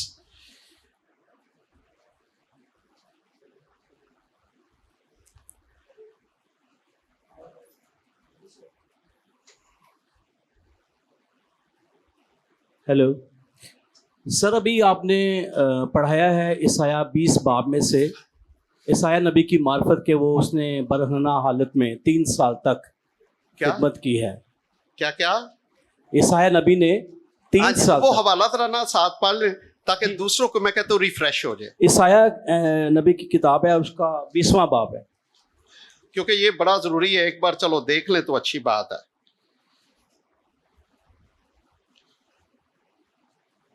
جی سر, میرا سوال یہ ہے کہ پوری بائبل میں کوئی بھی ایسا نبی نہیں ہے کہ جس نے کوئی برہنہ حالت میں جو ہے وہ خدمت کی ہو یا پیغام سنایا ہو، ایک یہ نظر آتا ہے. تو برہنہ حالت جو ہے وہ اس سے کیا مراد ہے؟ جوتے بھی اتارے اس نے، کمر بند بھی اس نے اتارا، تو اس سے کیا مراد ہے کہ کس حالت میں تھا وہ؟ کیونکہ کچھ خادمین جو ہے نا اس بارے میں یہ کہتے ہیں کہ جو کہ اچھا نہیں لگتا کہ وہ اس نے ننگے ہو کر خدمت کی تھی. ٹھیک ہے، میں نے، اگر آپ نے، کتنے لوگ ہیں جنہوں نے جو میں ٹرم بول رہا تھا بار بار سنی ہے؟ میں نیم بات کر رہا تھا نا، میں یہ تو میں بات کر رہا تھا، بار بار یہ ٹرم استعمال کر رہا تھا، نیم، برہنہ. اس میں اب دیکھیں نا، میں ہمارے معاشرے میں لباس جو ہے وہ آپ کی نظر میں، عام بندے کی نظر میں مکمل اس وقت ہوتا ہے جب آپ یہ شرٹ، قمیص، شلوار پراپر پہنتے ہیں. اب کمر بند کے حوالے سے میں نے ذکر کیا تھا یرمیا کے، that was part of that. Name سے مراد یہ بالکل، میں تو نہیں مانتا کہ بالکل ہوگا، اس لیے میں بار بار یہ ٹرم استعمال کرتا تھا، کیونکہ میں نے جب یہ پڑھ رہا تھا تو اس حوالے سے علماء کا یہی خیال ہے کہ اب دیکھیں نا، میں، آپ، ہمارے معاشرے نے ایک معیار سیٹ کیا ہے کہ اگر چرچ میں آپ آتے ہیں تو پراپر شرٹ کے ساتھ آپ آتے ہیں. اگر آپ خالی اگر ویسٹ پہن کے آ جاتے ہیں تو یہ بڑا معیوب لگے گا. یہ نیم برہنہ حالت ہوتی ہے بندے کی. ٹھیک ہے، تو اس وقت چونکہ ان کا جو لباس تھا، ہمیں یہ دیکھنا پڑے گا کہ اس وقت کس طرح سے کرتے تھے. چوگا عام، اس کے بارے میں دیکھیں مقدس یوحنا کے حوالے سے انجیلی بیان میں ذکر ہے، مقدس ایلیا نبی، یا پھر اگر آپ یہودی عام لباس دیکھیں، خدا یسوع مسیح کو آپ چوگے میں دیکھتے ہیں. اگر کاہنوں کا لباس دیکھیں تو اس میں جامہ، حجامہ، یہ سب چیزیں شامل ہوتی تھی. تو جو خادم کہتے ہیں نا بالکل اس نے برہنہ حالت میں خدمت کی تھی، میں اس خیال کے ساتھ متفق نہیں ہوں. اس لیے بار بار میں یہ ٹرم ساتھ ساتھ استعمال کر رہا تھا. ننگے پاؤں بذات خود، آپ دیکھیں کہ آپ گھر سے نکلتے ہیں تو آپ کے پاؤں میں جوتے ہوتے ہیں. ننگے پاؤں وہ لوگ پھرتے ہیں جن کے پاس کچھ نہیں، بے یار و مددگار، گلی محلوں میں، بازاروں میں جو مانگنے والے ہوتے ہیں، وہ انسانی معاشرے میں جو باعزت لوگ ہیں وہ نہیں. ہاں، ننگے پاؤں جوتی چھوڑ کے بھاگنا، اس کا مطلب آپ بخوبی سمجھتے ہیں کیا؟ تو سادگی سے میں یہ ٹرم جو استعمال کر رہا تھا وہ سمجھ کے بار بار کر رہا تھا کہ نیم. تو میرے خیال میں یہ زیادہ خیال جو لوگ کہتے ہیں، شاید آپ کے ساتھ بعض ان کو سمجھائیں کہ یہ اس کا مفہوم نہیں ہو سکتا، یا پھر وہ پراپر جو یہودی لباس تھا اس کا ایک بار مطالعہ کر لیں، یا علماء کی آراء لے لیں. یہ زیادہ سیف سائڈ ہوگی میرے خیال میں. سر دل بھی نہیں مانتا. ویسے بھی آپ اگر بازاروں میں دیکھتے ہیں، سڑکوں پہ دیکھتے ہیں، تو فقیر جو ہے، مانگنے والے جو ہیں، وہ بھی نیم برہنہ حالت میں ہوتے ہیں. آدھے کپڑے ہوتے ہیں، آدھے نہیں ہوتے. اب بس یہی ہوگا، چونکہ بنیادی طور پہ جو سمبولک میسیج تھا وہ لوگوں تک پہنچانا تھا، اور وہ پہنچا رہا تھا کہ یہ ذلت کی حالت تھی. لوگ اسی طرح سے غلامی میں جاتے تھے. میں اس لیے پچھلی دفعہ میں نے کہا تھا کہ ہمارا چونکہ وہ ہسٹری کے حوالے سے خاص جو پیغام تھا یا لیکچرز تھے، وہ صرف انبیائی کتب کے تناظر کے حوالے سے ہم نے لیے، پس منظر کے طور پہ ہم نے لیے ہیں. ورنہ اگر اس کا نقشہ کھینچا جائے نا تو آپ اندازہ کریں کہ یروشلیم سے پیدل، یہ مریم آباد میلہ نہیں جتھے لوگ 2 دن چل کے 3 پہنچتے ہیں نا، یہودا سے پیدل چل کے بابل پہنچنا یہ 1-2 مہینوں کی بات نہیں، اس میں مہینے لگتے تھے. اور جو طریقہ کار ہوتا تھا اس وقت وہ یہ ہوتا تھا کہ ایک بابل کا جو ہوتا تھا نا سپاہی، وہ خود تو گھوڑے پہ بیٹھتا تھا اور وہ اپنی بیلٹ کے ساتھ چینز میں جتنے لوگ جکڑے ہوتے تھے، جیسے کسی کے ہاتھ، ناک میں نکیل، یہ اس طرح سے ذلت میں لوگ جاتے تھے.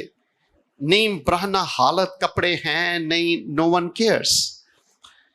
وہ خود گھوڑے پہ بیٹھتا تھا اور جو اسیری کی حالت میں اسیر ہو کے لوگ جا رہے ہیں وہ اسی طرح ذلت کے ساتھ جاتے، وہ ننگے پاؤں. بارش ہے، گرمی ہے، سردی ہے، وہ ہفتوں نہیں مہینوں پیدل چل کے بابل پہنچتے تھے. آپ اندازہ کریں کہ کیا حالت ہوتی ہوگی. تو یہ نقشہ بڑا بھیانک ہے جو تاریخ پیش کرتی ہے. اب سوچیں کہ کسی کے ناک میں نکیل ڈال کے اس کو لے کے جانا جانوروں کی طرح کوئی عزت تو نہیں. اس لیے میں کہتا ہوں کہ اگرچہ مقدس حزقیل کے بارے میں بھائی یہ تاریخ بتاتی ہے، اگرچہ نکیل نہ بھی ہو لیکن وہ قیدی بن کر گئے تھے ذلت اور رسوائی کی حالت میں. سبھی کاہن بھی جن میں شامل تھے وہ بابل پہنچے تھے. تو یہ حالت ہے جو مقدس یوسایہ نے نقشہ پیش کیا تھا نا، وہ یہ تھا کہ لوگ شرم کی حالت میں جائیں گے. اور اگر آپ آگے پڑھے نا، قدیم زمانے میں یہ میں پنجابی میں ساڈی ستھن نہیں جڑی ہوندی ستھن، او دے تھلیوں پاڑ دیندے ہوندے ہن، جیڑی ذلیل ترین بندے نو کرن والی حالت ہوندی سی، اور او دا ایتھے ذکر کیتا گیا. اس سے زیادہ کیا ذلت ہوگی ان لوگوں کی جو غلامی میں جاتے تھے، جو خدا کے نافرمان ہوتے تھے. یہی تو پیغام تھا خدا کی طرف سے کہ جن پہ آپ بھروسہ کرتے ہیں اگر وہ ذلت کی حالت میں جائیں گے، اگر مصر جسے آپ اپنا بازو سمجھتے ہیں، کوش جس پر آپ بھروسہ کرتے ہیں، اگر وہ ذلت اور رسوائی کی حالت میں غلام ہوں گے تو آپ کا کیا بنے گا جو ان پر اعتماد کرتے ہیں. تو میرا خیال ہے یہ زیادہ سیو انٹرپریٹیشن ہوگی اگر آپ یہاں تک محدود رکھیں اپنے آپ کو. سر اگر یہ ذلت اور رسوائی کی ہوگی تو پھر آئیے ہم ایک دفعہ پہلا سیموئل اس کا 19 22 23 24 آیت جو ہم دیکھتے ہیں. یہاں لکھا ہے جس سول کے بارے میں جو بادشاہ بنا تھا، لکھا ہے تب وہ ادھر راما کے نیوت کی طرف چلا اور خدا کی روح اس پر بھی نازل ہوئی، اور وہ چلتے چلتے نبوت کرتا ہوا راما کے نیوت میں پہنچا، اور اس نے بھی اپنے کپڑے اتارے اور وہ بھی سیموئل کے آگے نبوت کرنے لگا، اور اس سارے دن اور ساری رات ننگا پڑا رہا. اس لیے یہ کہاوت چلی کیا سول بھی نبیوں میں سے ہے؟ تو اب یہ کون سا نبی ہے جو یعنی کپڑے سارے اتار کے جن کے وہ نبوت کر رہے ہیں؟ اچھا، اس کے لیے نا اگر آپ نبوتی تصور کو دیکھیں جس میں اسٹیٹک، ہم نہیں پڑھتے یہ. آپ کو پتہ ہے کہ پہلے جو آپ بادشاہت کے دور میں نبیوں کے بارے میں یوسایہ تو ایسا نہیں کرتا، نہ کہتا ہے، نہ ہی یرمیہ کہتا ہے کہ میرے سامنے بجانے والوں کو لے کر آئے. آپ کو اس طرح کی اگزامپلز ملتی ہیں جس میں وہ وجد کی حالت میں. اب یہ ننگا جو ہے نا، میں اس کے ساتھ بھی متفق نہیں کہ وہ بے شرمی کی یا بے پردگی کی حالت میں ہوگا.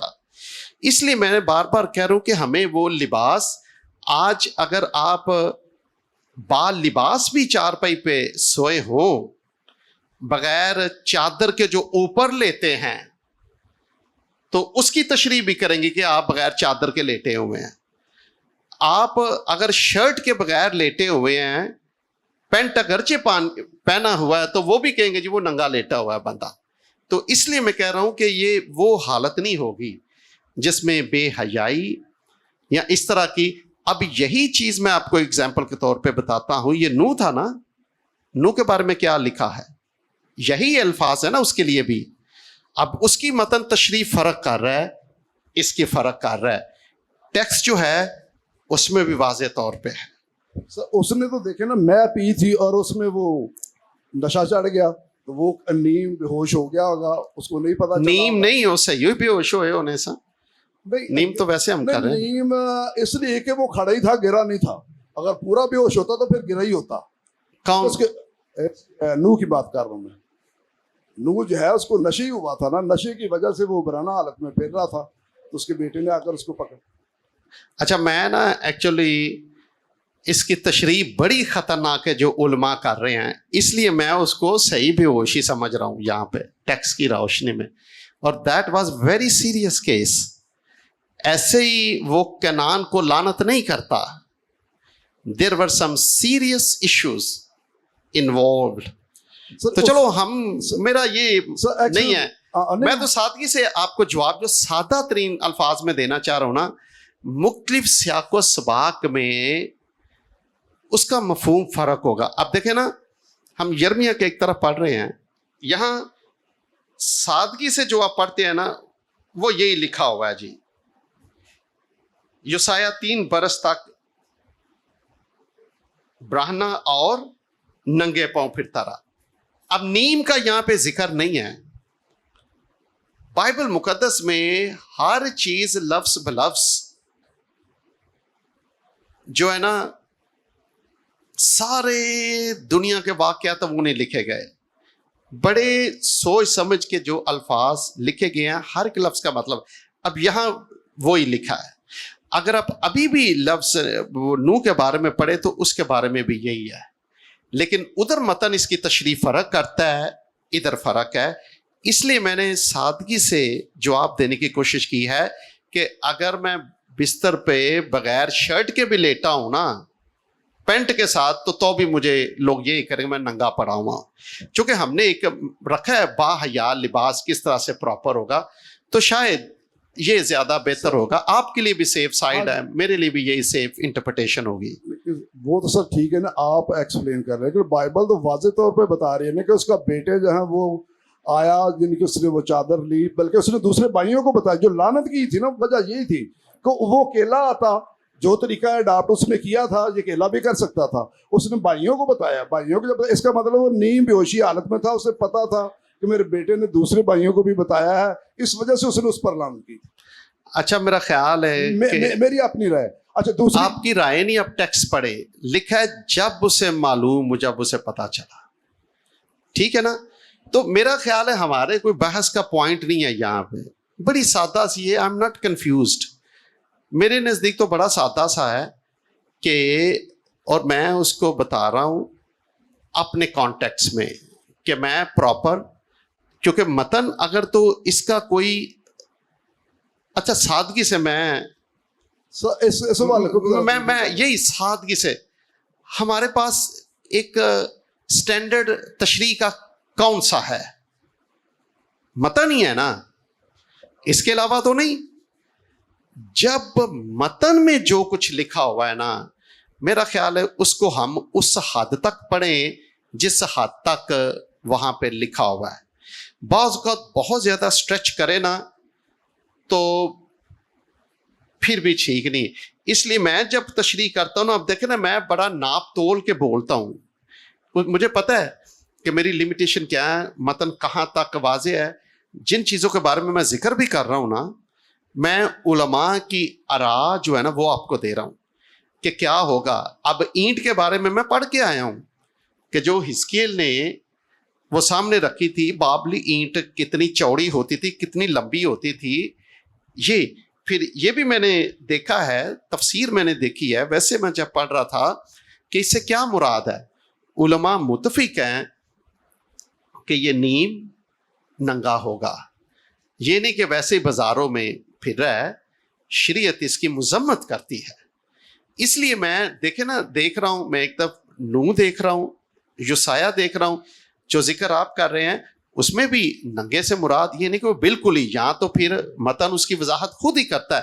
اب جو اگزامپل میں نے دی ہیں, میں نے شروع میں کہا تھا کہ جب آپ اس طرح کی چیزیں پڑھیں نظر انداز نہ کریں, اس سے اگلی آیات میں ان کی تشریح ہے. اور جتنے میں نے کیسز دیے ہیں نا, اب تک میں نے کوٹ کیے ہیں. اگلی آیات میں جو جس طرح سے میں کرتا ہوں نا, میں آگے لکھ لیتا ہوں, اور میں نے واضح طور پہ اگر آپ یہ بائبل مقدس دیکھیں نا, جہاں سے میں آپ کے لیے پڑھ رہا ہوں, تو آگے میں نے لکھا ہے تشریح, کہ یہ جو مثال میں آپ کو دے رہا ہوں اس کی تشریح جو ہے اب یہ آگے آگے. اس لیے سٹینڈرڈ کیا ہے, آپ اس کو پھر پڑھے ایک بار جا کے. اگر تو متن یہ بے پردگی کا ذکر کرتا ہے, اگر اس میں کوئی حیا یا دوسرا ہو رہا ہے تو دیٹ گیوز یو کلو. اور اس کی میں آخری مثال یہ دینا چاہتا ہوں داؤد کی اور میکل کی. داؤد بادشاہ کیا کر رہا تھا؟ وہ ڈانس کر رہا تھا نا. کیسے کر رہا تھا؟ اور اس نے کیا کہا تھا میکل نے؟ ایسے جیسے بانکا. کیا مطلب ہے اس کا؟ جو ڈانس کرنے والے ان کو ایسی کوئی لفظ ان کے لیے, مطلب میں یہ نہیں کہہ رہا کہ مقدس داؤد کوئی بڑے سٹیپ لاندا آئے گا جڑے فلمیں چاہیے وینے آ. یہ اس کے دل کی حالت ہی خداوند کے سامنے, وہ جھوم رہا ہوگا. آگے جو میکل جو اس کا مائنڈ کرتی ہے, وہ کہتی ہے کہ اسرائیل کا بادشاہ. شاید کوئی عام بندہ ہوتا تو وہ یہ نہ کہتی, اسرائیل کا بادشاہ. یہ ایسے کر رہا تھا. سر دیکھیں وہ بات تو ٹھیک ہے, ڈانس تو وہ کر ہی رہا تھا, لیکن اس نے اس کو غلط انٹرپریٹ کیا. یعنی تو بس دیکھا نا کتنا خوبصورت جواب ہے آپ کا. لیکن یہاں پہ تو کلیئر لکھا ہے, یہ نیم یعنی کہ وہ برہانہ نہیں لکھا ہوا, پورا ہی لکھا ہوا ہے. یہ میں پھر اس کو پڑھ دیتا ہوں, وہ روح القدس سے بھی کہہ رہے ہیں کہ بھرے ہوئے ہیں. اب کی اچھا میں نہ فی الحال تو یہ والا نہ ہی پڑھو, میں نہ ہو سکتا گرمیاں دے دن ہو نا, تو گرمیاں تے لوگ انج بھی لہٹ جائے تے پھر دے رہندے نے. میں جو سادگی سے جواب دینا چاہ رہا ہوں وہ یہی ہے کہ میرے خیال کے دیٹس مائی انڈرسٹینڈنگ. ٹیکسٹ میں نے وہ پڑھا ہوا ہے سارا ہی, اس میں یہ نہیں کہ وہ بے حیائی کی حالت میں ہوگا. ننگا اس کا ہو سکتا چوگا اتر گیا ہو, ٹھیک ہے نا. اب دیکھیں نا, میں اب آخری مثال دینا چاہ رہا ہوں. سلیب ہم اسی طرح سے دیکھتے ہیں. مسیح خداوند کو جس طرح سے, وہ بھی تو ننگے ہی تھے نا, لیکن اس کے باوجود کچھ لپٹے بھی ہوئے تھے کپڑے سے وہ. تو اس معاشرے میں اگر کسی باعزت بندے کو بغیر قمیص کی چوک میں کھڑا کر دے نا, تو اس بندے کو پتا ہے کہ یہ بے حیائی کی حالت ہے. تو اور کلچر جو ہے نا وہ معیار وہ سیٹ کرتا ہے کہ حیا اور بے حیائی کا کیا ہے, وہ کلچر سیٹ کرتا ہے. ہمارے ادھر چرچز میں بزرگ جو ہے وہ اگر ننگے پاؤں تو کوئی آ جائے چل کوئی بات نہیں, لیکن اگر کوئی عورت ننگے سر بیٹھی ہو نا تو وہ کہتے ہیں جی یہ چرچ ہے. اب سر یہ کس نے معیار طے کیا ہے؟ ہمارے کلچر نے کیا ہے. اگر یورپ میں تو ان کے پاس دوپٹہ ہوتا ہی نہیں, وہ سوٹ لینے جائیں تو خالی لین. ساڈیاں بیبیاں جدوں لین جاندیاں نے تو پہلا دوپٹہ ویندیاں نے کہ رے تو گوٹا لگا ہے یہ وہ, because that is part of جو لباس ہے نا اس کا حصہ ہے. یورپ میں جاتے ہیں تو نہیں, اب یورپ میں یہ معیار نہیں ہے. تو اس لیے میں کہہ رہا ہوں کہ وہ کلچر معیار سیٹ کرتا ہے کہ اگر وہ برہنہ تھا, ننگا تھا, وہ بالکل ننگا جسے بے حیائی کی حالت کہتے ہیں وہ تھا یا ویسے. اب اگر میں اس کو لے لوں یورپ میں تو وغیرہ لوگ کچھے چ پھر دے انہاں دی بے حیائی نہیں, وہ تو بازاراں چ پھر دے نے. ساڈا بندہ کوئی لاچا پن کے ٹریا پھرے تو کہن کے بڑا بے حیا ہے. تو اس لیے ہمیں اس کلچر کے مطابق یہ نارمز سیٹ کرنے کی ضرورت ہے. تو میں اسی کے ساتھ کنکلوڈ کروں گا کہ ٹیکسٹ جو ہے نا وہ واضح کرتا ہے. اب ٹیکسٹ نیم بڑھنا تو اس کو نہیں کہہ رہا یوسایا کو, وہ ننگا کہہ رہا ہے, لیکن میں اس کی تشریح کیا کر رہا ہوں, میں نیم برہنہ حالت ذکر کر رہا ہوں. تو یہی کچھ ہوگا. ٹھیک ہے جی, thank you very much, may the Lord bless you all.